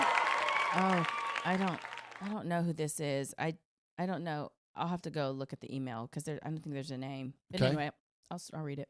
Well, Michelle, it's all over. No Super Bowl, no 13 wins, no playoffs. It's all just a memory. But it was, I think this might be Hooligan. Okay. Maybe. I do want to touch on a few. But it was a hell of a ride. And as part of Raider Nation for 4 decades, it's what I've come to expect. The ups, the downs, the not knowing what the next week might bring. I feel like I wouldn't have it any other way. I do want to touch on a few things. Jack Jones was not offsides, but the call was the call. So you get over it and continue to play. But he didn't cost us that game. I don't know. Number 2, I don't know if AP will get the gig, but if he does, I'm all in. If he doesn't, I'll be all in on whoever gets the gig. Until then, I'm going to ride with the boys in the hood because it's way more fun. Number 3, I think Hunter is gone. Wouldn't be shocked if we moved on from JJ. I think we need to make sure. Yeah, I think so too. And I love the guy, but he didn't do a whole lot. So I think he keeps getting hurt. Yeah. You know? I think we need to make sure we keep Kuntz. That man looks to be the bookend to Crosby we've been dreaming of. Anyway, one more week, one more chance to beat up on the Donkeys. So let's go. Until next time, you're all. Oh, it does say Hooligan. Always hopeful Hooligan saying, just win, baby. Nice. Job, Hooligan Nation.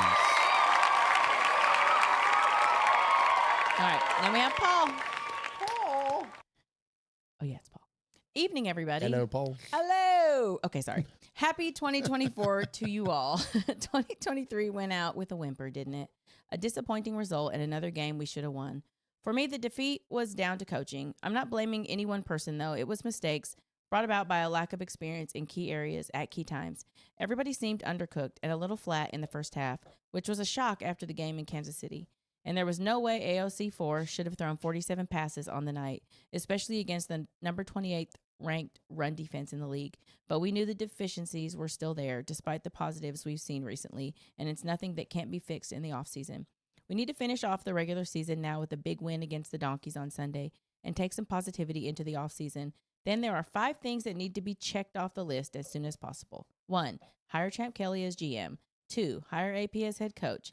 3, keep Patrick Graham at all costs. Sign him to an extension and give him the incentives to stay, maybe even an assistant head coach position to run alongside his current role. 4, hire an experienced offensive coordinator, preferably with some head coaching experience. 5, sort out the quarterback, either by moving up in the draft or trading for Justin Fields, then getting a quarterback in the draft as early as possible. Simple, isn't it? I'm disappointed at the amount of people who've turned on Antonio Pierce since Sunday.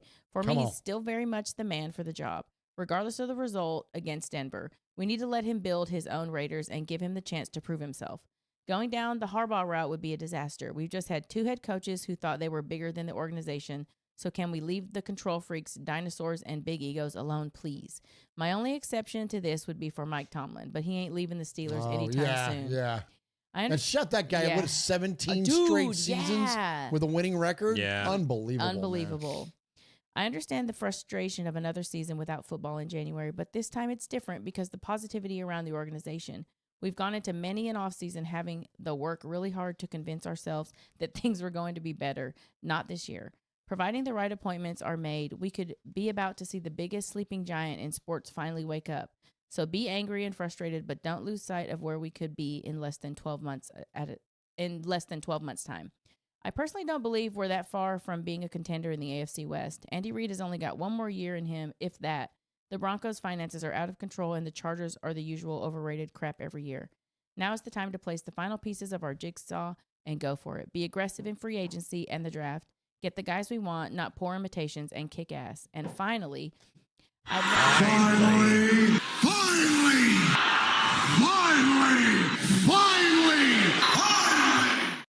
I've heard and read this week that some believe that there's nothing to play for this weekend. Okay, there's no playoffs at stake, but surely shoving one up the ass of the Donkeys still means something.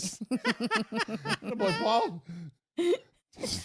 The Donkeys come with their own brand of filth that needs to be put in its place. We all remember that goofy idiot Elway and the obnoxious Terrell Davis, plus many, many more from back in the day. So I don't want to hear anybody say Sunday doesn't matter. It comes with the territory. If you're Raider Nation, then you hate this collection of inbred idiots. One last effort for the year, then unleash Houston Raiders Steve. Stay safe, RFR family. Love you, Raider Nation. His Lordship, the Royal Scribe, Paul Edgerton, Shropshire, Mississippi. Polly Award winner 2019-2022. Foggy Glasses Award winner 2020. BRT Sizzler scorekeeper. Proud made man. Five time times three. Plus one. Winner of the Raider Fan Radio BRT Sizzler Award. Nicely done. Good job, Paul.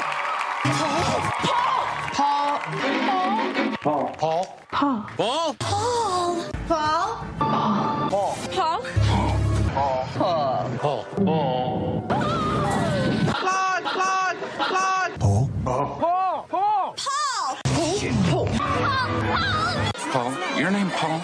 Hello? Paul. Hello? Paul. I met him with Paul. Who? Paul. Paul, yes, Paul. Paul's not here. Hey, Paul. Paul. Hi. I'm Paul. Darn right you are. And if you want to be like Paul, you can send us an email at show@RaidersFanRadio.com. That is SHOW at RaidersFanRadio.com. You can also contact us in the chat room at YouTube.com/RaidersFanRadio, or you can call the show. And now it's time to get into the voicemails, and you can call us at 909-345-3346. That's 909-345-3346. And if we play your message 3 or more times, you could become the next made man or made maiden here at Raiders Fan Radio. So let's first off check in with our... I didn't edit these, so there's some F-bombs in here. So if you got wee ears in the car, it's time for headphones. Or not headphones, earmuffs. So let's check. F. Yeah. Why did that, in my brain, that just went more like the Tyson thing? F. And so, you know what I mean? Did the Keith thing. F. Now Keith. Not Keith. Now F. No, Keith. All right, let's check in with our buddy in Missouri. He is Jay in St. Louis. Michelle, Jeff, Murf. It's over. Unfortunately, I just got home from the game. I drove back. And ouch. I'm not going to blame the penalties on Jack Jones, both of them, even though the pass interference wasn't real. I was in the fucking end zone. I saw it. The ball was out of bounds. F. I am going to get mad at Pierce, though, for that first half. The end of the first half. What the hell, man? You had 50 seconds. You punted them the ball with 50 seconds, and they run it, and you didn't even call timeout. The second he didn't call timeout immediately, I looked at my father, and I'm like, I got to go. I got to go hit my vape like 17 times. What are you doing? And as I'm walking back, I hear timeout by the Raiders with 11 seconds left. Bro, what the fuck? That right there, that type of poor time management is exactly how you don't get the head coaching job. And I'm not saying I don't want him to. I do. But you're not going to get it when you make boneheaded plays like that. When you make offensive play calls on 3rd and 1 and you do gimmick plays instead of running the ball against a shit running defense. But what the fuck do I know? I'm just a fan sitting in the stadium looking over to the Colts fans next to me being like, hey, this is going to be a run up the middle. Hey, this is going to be a dumb screen pass. And they're dumbfounded that I'm able to call every play. Well, it's easy when you have elementary school people picking Madden plays to run an NFL team. That being said, Indianapolis was banging. Raider fans showed out, and we had a blast. If you can ever go to an away game, I highly recommend it because you'll always find people from all over. I found people from 18 different states last night. Anyway, Raider Nation for life. Love y'all. Peace. Nice. There is Jay. So speaking of the made men and made maidens, okay, that was Jay's third call. Oh, nice. You are a made man. You showed you are part of the family by participation.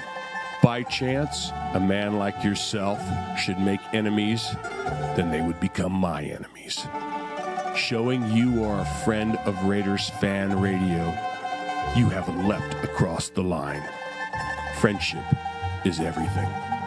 Friendship is more than talent. It is more than the government. It's almost equal to family. Be loyal. Made man, Raider fan. Someday, and that day may never come, I'll call upon you to do a service for me. But until that day, accept this as a gift. And don't ever forget, words can hurt more but silence can break hearts. Nice job, Jay. We appreciate you, my friend, and welcome to the table, and welcome to being part of the crew here at Raiders Fan Radio. And yeah, man, keep them coming. And if you want to jump in and be part of the crew, all you got to do is leave a message 3 times. Appreciate you, my man. All right, next up, let's hear from our buddy. So we're going from St. Louis all the way up to the Pacific Northwest. Let's check in with our buddy Storm. Hey, what's up, guys? It's Storm right after the game. Still pretty pissed about that one last Colts drive and the refs fucking us over blatantly. They screwed us out of the playoff spot, guaranteed. But it is what it is at this point, The Raiders have lost. And I just wanted to call in with my thoughts on Antonio Pierce getting the job. We'll see what happens next week versus the Broncos, but I think we can officially say now that AP can't just outright be handed the job anymore. If he had made the playoffs, I think he was going to we were just going to roll with him. And now he has to actually go through with the interviews, and Mark Davis is going to take a look around. I still want AP as our head coach moving forward, but it's pretty clear at this point that we need a new offensive coordinator and a new quarterback. AP still needs to do some learning and stuff, but hopefully he has the connections to bring in a strong offensive coordinator. And obviously he has that connection with Jaden Daniels or something at quarterback, We need a new quarterback. AOC isn't it. I admire the way he played out there. I thought it was gutsy. But it's pretty clear at this point. Like, he's a backup, maybe a high-end level starter. And so we just, going into this offseason, we need a strong plan at those 2 spots. And that's if AP gets the job. And, I don't really want a Jim Harbaugh. I don't want John Gruden back. Oh, but, hell no. If there's a better candidate, maybe. And I'm still rooting for AP, but that's sort of my sort of thoughts on it. It's tough out to miss on the postseason. I hate the way we competed today, but you know what? Maybe it was inevitable since we had such an emotionally charged Christmas game. I think the Raiders do need to go up and draft a quarterback. We last drafted a quarterback in the first round in 2007 or something. Can't be afraid. Cannot be afraid to go up and draft a guy this year. And you know what? Going forward, that will also be Coach AP's biggest test this offseason or in the coming seasons if he gets hired is can he develop a quarterback? We've seen him develop defensive players. Haven't seen it on offense. And that also is what doomed us this season, having inexperienced players and play callers on offense. So that's going to be the key for his tenure moving forward if he gets the job. Still rooting for him, still on Coach AP, team Coach AP on that bus, but that's sort of what it is. That's just my thoughts. Yeah, we'll beat the Broncos next week. Who gives a shit about draft position? Come on. Nice job, Storm. So he brought up something there we hadn't talked about tonight, and that is there's been rumors that holy cow, Gruden could be considered for I don't think a head coaching position, but I think that there are discussions around what is one of the big things we've talked about in some of the callers and emailers tonight about having a VP of football operations. And could that be somebody like John Gruden? If it's a front office capacity, I can sort of see it because we know the affinity that Mark Davis has with Gruden. We know the trust that he has in Gruden. I don't love it no matter what. Keep Gruden as a personal confidant. Keep him as your personal confidant, but no, keep him the F away from the draft board. Come on. The end. Yeah. The end. Because that's the thing is I don't know if a guy, Michelle, like Gruden, I don't know if he can handle being a back seat. You know what I mean? So if you bring him into the building, he's automatically going to start trying to assert his influence over things. And listen, we've moved past that. I think as a franchise, we have long outgrown the need for a guy like John Gruden. It's just, I think that's ultimately what it comes down to. 1,000%. I don't want to say like the game's passed him by, but someone in the emails said something about dinosaurs. Like, that's a damn dinosaur. I think that's a dinosaur. We've passed him by. Maybe not the game, but we have. We're at a different spot. Absolutely. Yeah. That's a huge no. Anyone who's saying that is also a dinosaur.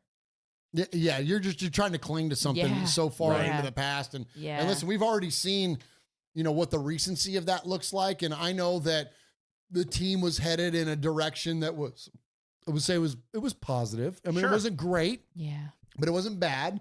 But it wasn't like he was setting the world on fire as the head coach of this football team. And considering the fingerprints that he had on the draft at the time, I just think it would be a major oversight. It would be a major mistake. And it would be like, because I've heard some of the criticisms about Jim Harbaugh and being like, well, you can't bring him back to the NFL because, he spent so much time away from the game. No, he hasn't.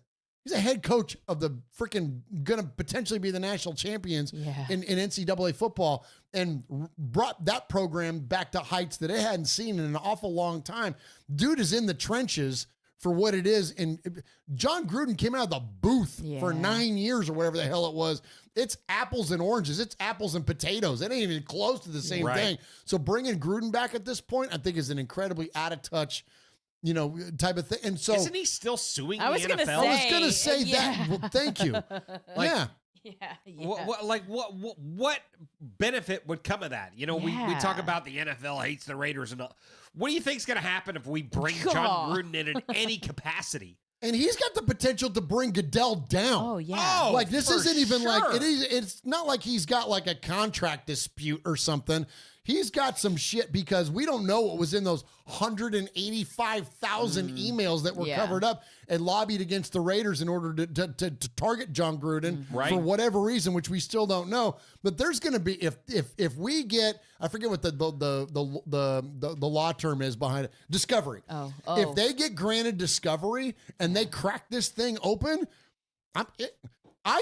this is, and I'm not a conspiracy guy, but I'm telling you, this shit runs. They will do everything they possibly can to cover it up, because if there's anything that, despite some of the ugliness that was going on with the Washington football team, and the way that the employees were being treated and all that kind of stuff, but if there's anything that indicates that there's any sort of a fixing or there's any, and I'm not even talking about like being like, I'm not that big of a conspiracy theorist to think there's like some mastermind script or everything.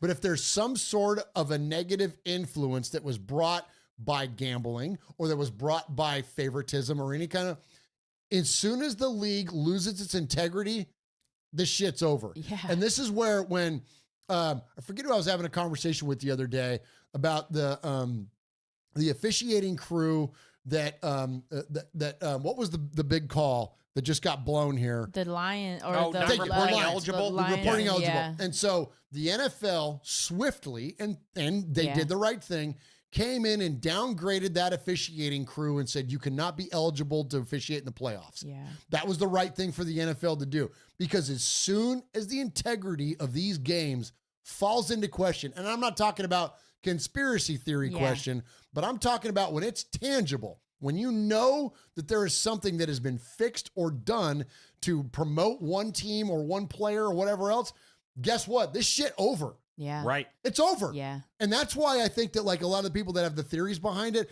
I think it's a misstep, because if that ever got exposed, then it's a done deal. Though I'm not rooting for the NFL anymore. Right. I'll just watch WWE because I love WWE. Yeah. Like, I'll just watch that and be fine. I don't need to have that in my football. You know what I mean? And so I think that if there's a potential for that, the NFL is going to freaking, and that's the kind of severity that we're looking at with this Gruden case. Totally. So why would Mark Davis put that target on his back or on the Raiders' back? Like, that just, anyone who's calling for him to be brought back into the organization is not paying attention or doesn't care or doesn't think it's real or doesn't think or whatever. Because you said I think it, I don't want to say it's certainly, but there are some things in there that they don't want. They don't want to have exposed. To be seen. Yep. So they're doing everything in their power to check for whatever the hell he That's and what he it's don't gonna need happen. it though. That's the thing. And he's Well, that that's guy true, that's too. like, you know what? He got FU money now. That is true. He does. He does not need that money. So now it's like, let me stick it to these. They did this to me. They brought my career down. I'm gonna bring it all down with me. And I could totally see him doing that. I don't know. Don't bring that. Don't bring that mess around. We don't need that. And I think we don't Mark need Davis would never do. Call him on your personal phone, but no, I don't think he would ever. That's ridiculous. Yeah. A vibrator in the chat room says that was me. We were talking about it.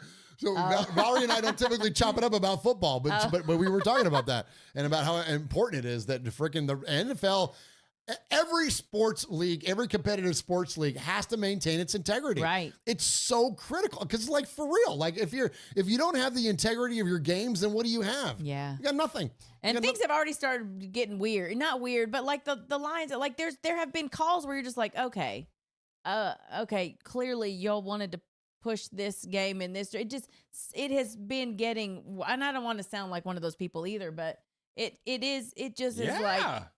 Well, this is like when we talk about the Raiders all the time, being above reproach. Right. Don't give them an opportunity to question. Because if you give the opportunity to question, then the questions are going to remain valid. That's right. That's it. You know what I mean? That's As it, wild as speculation and thoughts and all that kind of stuff can be, as long as you give it room to breathe, it's going to freaking exist. So that's why I thought it was so important for the NFL to shut this thing down. And again, we'll see where this Gruden thing goes. But man, it's wild. You know what? And I kind of I'm not a defeatist, and I don't root for. And listen, we tattoo the Raiders and the NFL on our bodies for crying out loud. We love this stuff, so I don't want to see it fail. But if there's something that's afoot, if strange things are afoot at the Circle K, I want it to come out. Blow it up. Blow the shit up. Let's see it. Like, for real. Like, blow it the F up.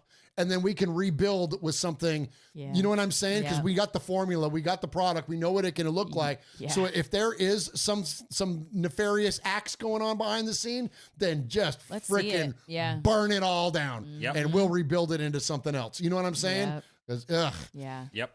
I ain't even thinking about it, but man, it's again, as long as you give it opportunity to breathe, it can be there. All right, so good stuff. Hey, Storm. That's nice. Come on, solid. Storm. Great call. Great call. All right, we got a couple more to get to before we get out of here for tonight. Let's check in with our buddy in the 559. He is Jacob in Fresno. Murf, Jeff, Michelle, this is Jacob from Fresno. Hi, Jacob. And I got to tell you guys, I'm pretty down bad. I don't have much to say this week. But my grandpa does, so I'll go ahead and put him on. Oh, my gosh. Hello there, Raiders Fan Radio. This is Grandpa Raider. I've been a Raider fan since 1970. Whoosy watch it. Anywho, I think that we're going to do it all this year. We're going all the way to the bowl. No, Grandpa, we can't. What? Maybe this week. Well, apparently the NFL's trying to say the Raiders can't go. But I think we got a thing or two up our sleeves.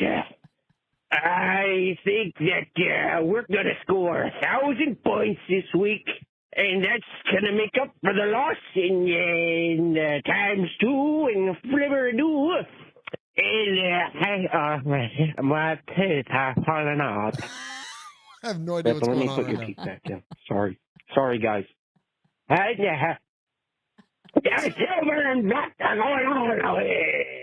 right, Grandpa, just go back in the corner. That's it. I'm so sorry, guys. This guy has been... What a Christmas it's been. I mean, we got the Chiefs, didn't we? That was pretty great. But you know what, guys? Let's think about this. Bright side.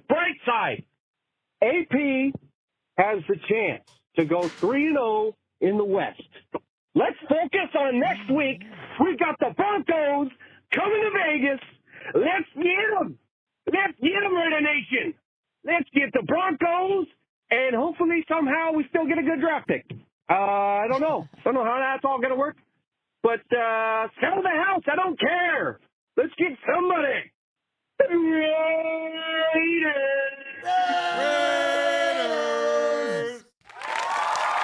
Oh, my gosh. Jacob from Fresno. His poor grandpa. I put him in the corner. Oh, my gosh. Holy cow. Poor guy. Jacob, he can't get enough. He's got to call back. Oh, okay. Hey, guys, Jacob from Fresno again. I just wanted to say, hey, I realized I misspoke. I said that AP had the chance to go 3-0 in the West. We did lose one to the Chiefs while he was coach, but we looked pretty good doing it. All right. So that's all I got, I guess. I don't know what's going on. Oh, it's Grandpa, it is Grandpa. 2024. Oh. It's too late for that. What's happening with Is he Jacob? drowning his grandpa All right. in the tub? Love you guys. Peace out. What's happening? Jordan Ford says nobody puts Grandpa in the corner. Jacob from Fresno does. Oh my gosh. Y'all are out of control. All right, next up, let's head down to Alabama and check in with our buddy Josh in the 703. What's up, fam? Well, defense, they showed up, played an all right game. Offense, trash. But me and the family had a great time, man. It was really good being there. Ain't gonna lie, that Lucas Oil Stadium, that's a really nice stadium. Can't hope one day to go to the to Allegiant Stadium. But I mean, seasons, with playoffs over with the stuff, but I really want us to go beat the Broncos. And on a high note, I still believe in Antonio Pierce. Our offense all year has been what's hurt us, and that's what kept biting us. I'm not gonna lie. You're sitting there watching the game, and it's like, come on, we need an interception or a fumble, and the defense can do the best it can, but you can't expect plays like that to happen every single time. Sometimes your offense has to go out there and put up points. And honestly, it felt like the offense was praying the defense would, bail it out. Glad Devontae Adams was getting catches and stuff like that, but it's just, it's not enough. You've got to go put points on the board. You know what I mean? Yeah, the defense gave up some quick scores, but then they really pretty much buckled down and held them for a while. That's when you got to take advantage of that, take those opportunities. And then we're on our way back, and I saw that, Murfreesboro's on the way, so I'm like, let me go stop at Domenico's. Keep hearing about it. Can't wait to try it. Oh, nice. And I get there and it's closed. Oh, I'm like, damn. That's a bummer. That's my fault. We drove on New Year's Day to get home because I figured I'd avoid most of the traffic, and I was right. It was pretty smooth getting home, but just wasn't able to get some at Domenico's. So I love y'all, man. End of the season's coming up. It's been a fun ride, but you know what it is, man. Fuck the donkey.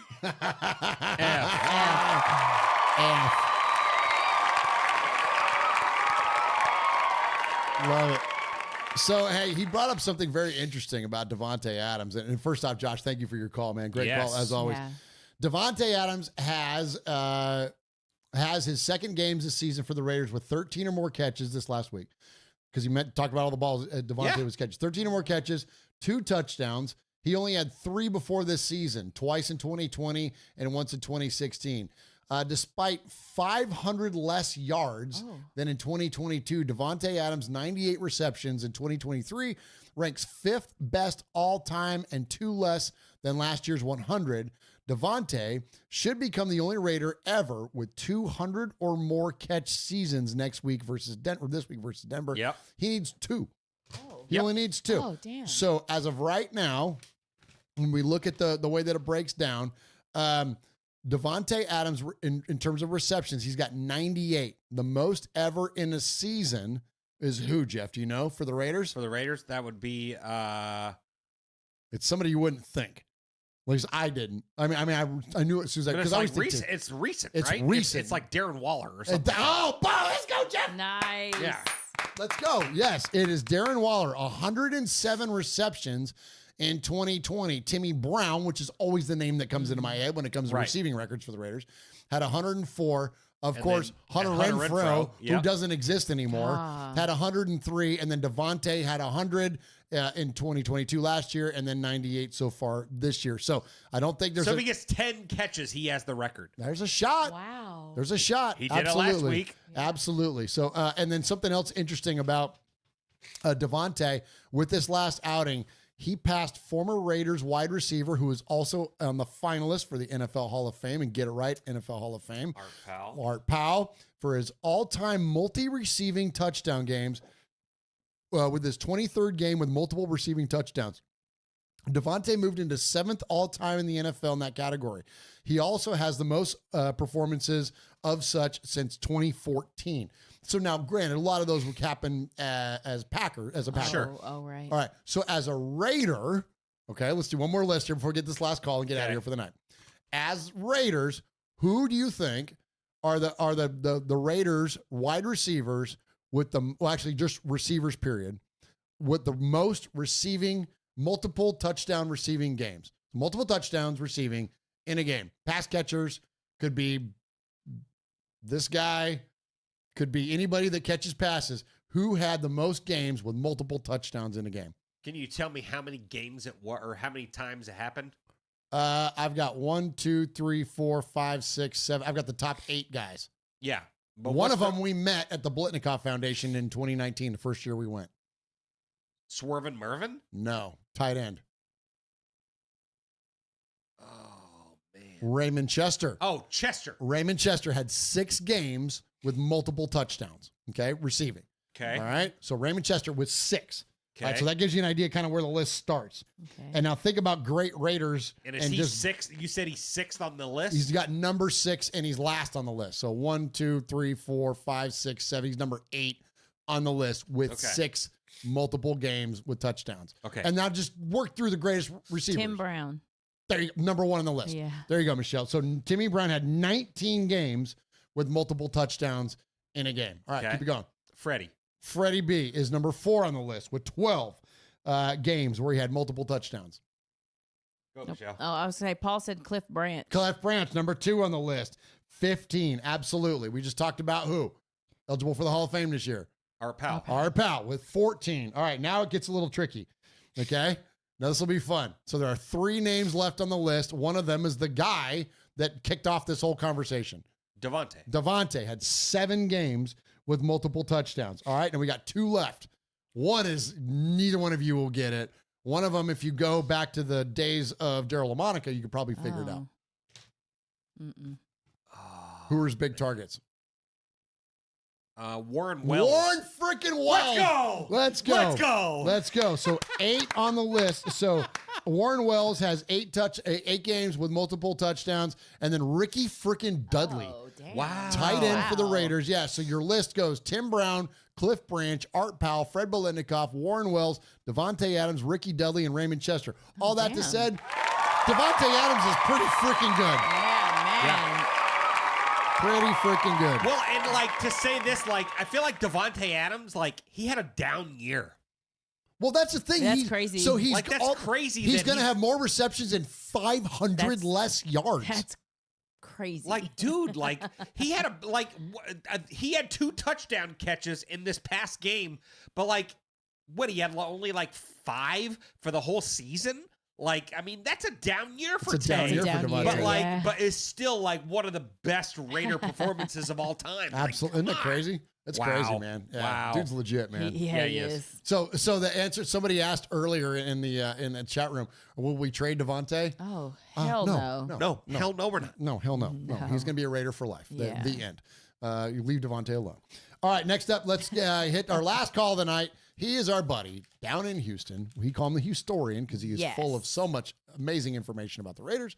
He is Houston Raiders Steve. Murf, Mosh, Swag, Jeff, Nation, made men, made women. Happy New Year! Hey. Okay, we're not going to the playoffs, but hopefully we won't get Harbaugh. We have to have Antonio Pierce as our coach, in my opinion. Time for the donkey song. Let me ride that donkey, donkey. Let me ride that donkey, donkey. Let me ride that donkey, donkey. Let me ride that donkey, donkey. Let me ride that donkey, donkey. Let me ride that donkey, donkey. Let me ride that donkey, donkey. Let me ride that donkey, donkey. Please, please, please.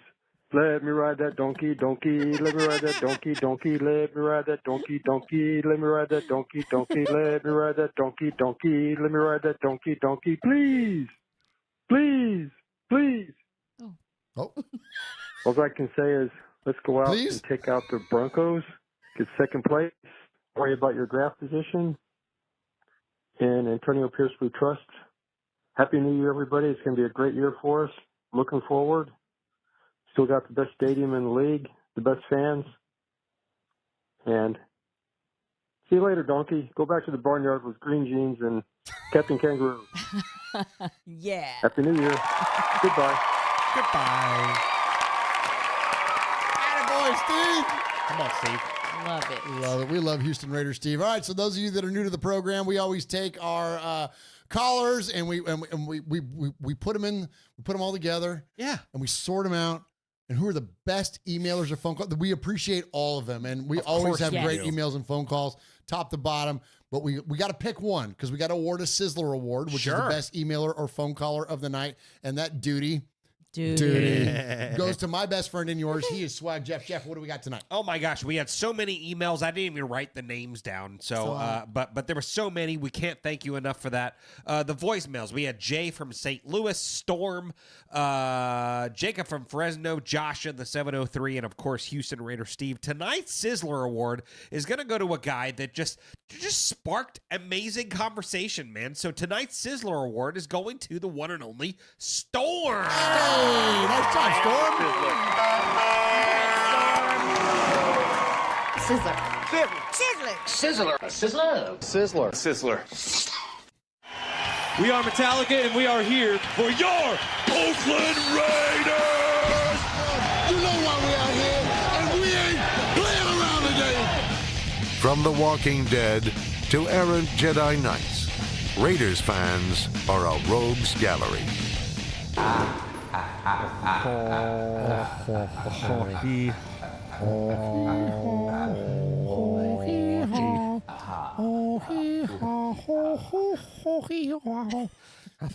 I thought you were doing the Wizard of Oz thing. Oh yeah. Oh. Well, speaking of Metallica. Don't tread on me. That'll be the last time I do James Hetfield on the show. I appreciate you, Raider Nation. Hey, so we're going to be back next week to talk about this big win that we're going to get against the freaking stupid Denver Donkeys. And then we're going to take a break after that. So we're going to time to kind of bring it down around here in the fan cave, recharge the batteries a little bit, and then we'll be back to you to carry out the rest of the season before we get into our every other week show. But anyways, we'll see you back here on the YouTubes, youtube.com/RaidersFanRadio, 4 p.m. Pacific, 7 p.m. Eastern. Also, you can find us on any audio podcast service. Just search for Raiders Fan Radio, Michelle. Listen, it's the last game of the season. Come on. Take it in, enjoy it. We get to see the silver and black one more time. They're going to kick the Donkeys' asses. Like, it's going to be a good day. So, listen, I can't fucking, I can't wait. That's okay. Wow. Yep. Gear up. I'm still cussing. F. Yeah.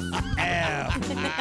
Yeah, gear up, boys and girls. Yeah, one more time for the silver and black, man. Like, let's do it big, man. Let's do it real big. Thanks, everyone in the chat. Paul, Ron the Mater Raider, Jordan Ford, Jay Jackson, John Ogle, Corey Fleck, Tony Shefford, Vibrator. What's up, baby? Richard's in the building, man. Alfred Esparza's in the building. Let's see. Jordan Ford. Let's see here. Vinny Soto's in there, man. Foxy Scorpio. Thanks, everyone, for tuning in for another episode of Raiders Fan Radio, where we, whether we have snotty noses or not, take a lighter side journey into the dark side. Don't forget, boys and girls, what happens in Vegas started in Oakland. We love you. Get on YouTube. Happy New Year. Goodbye. Goodbye. Beautiful people, you. F. Let's go, AP. Let's go. Lock up that job, bruh. Come on now.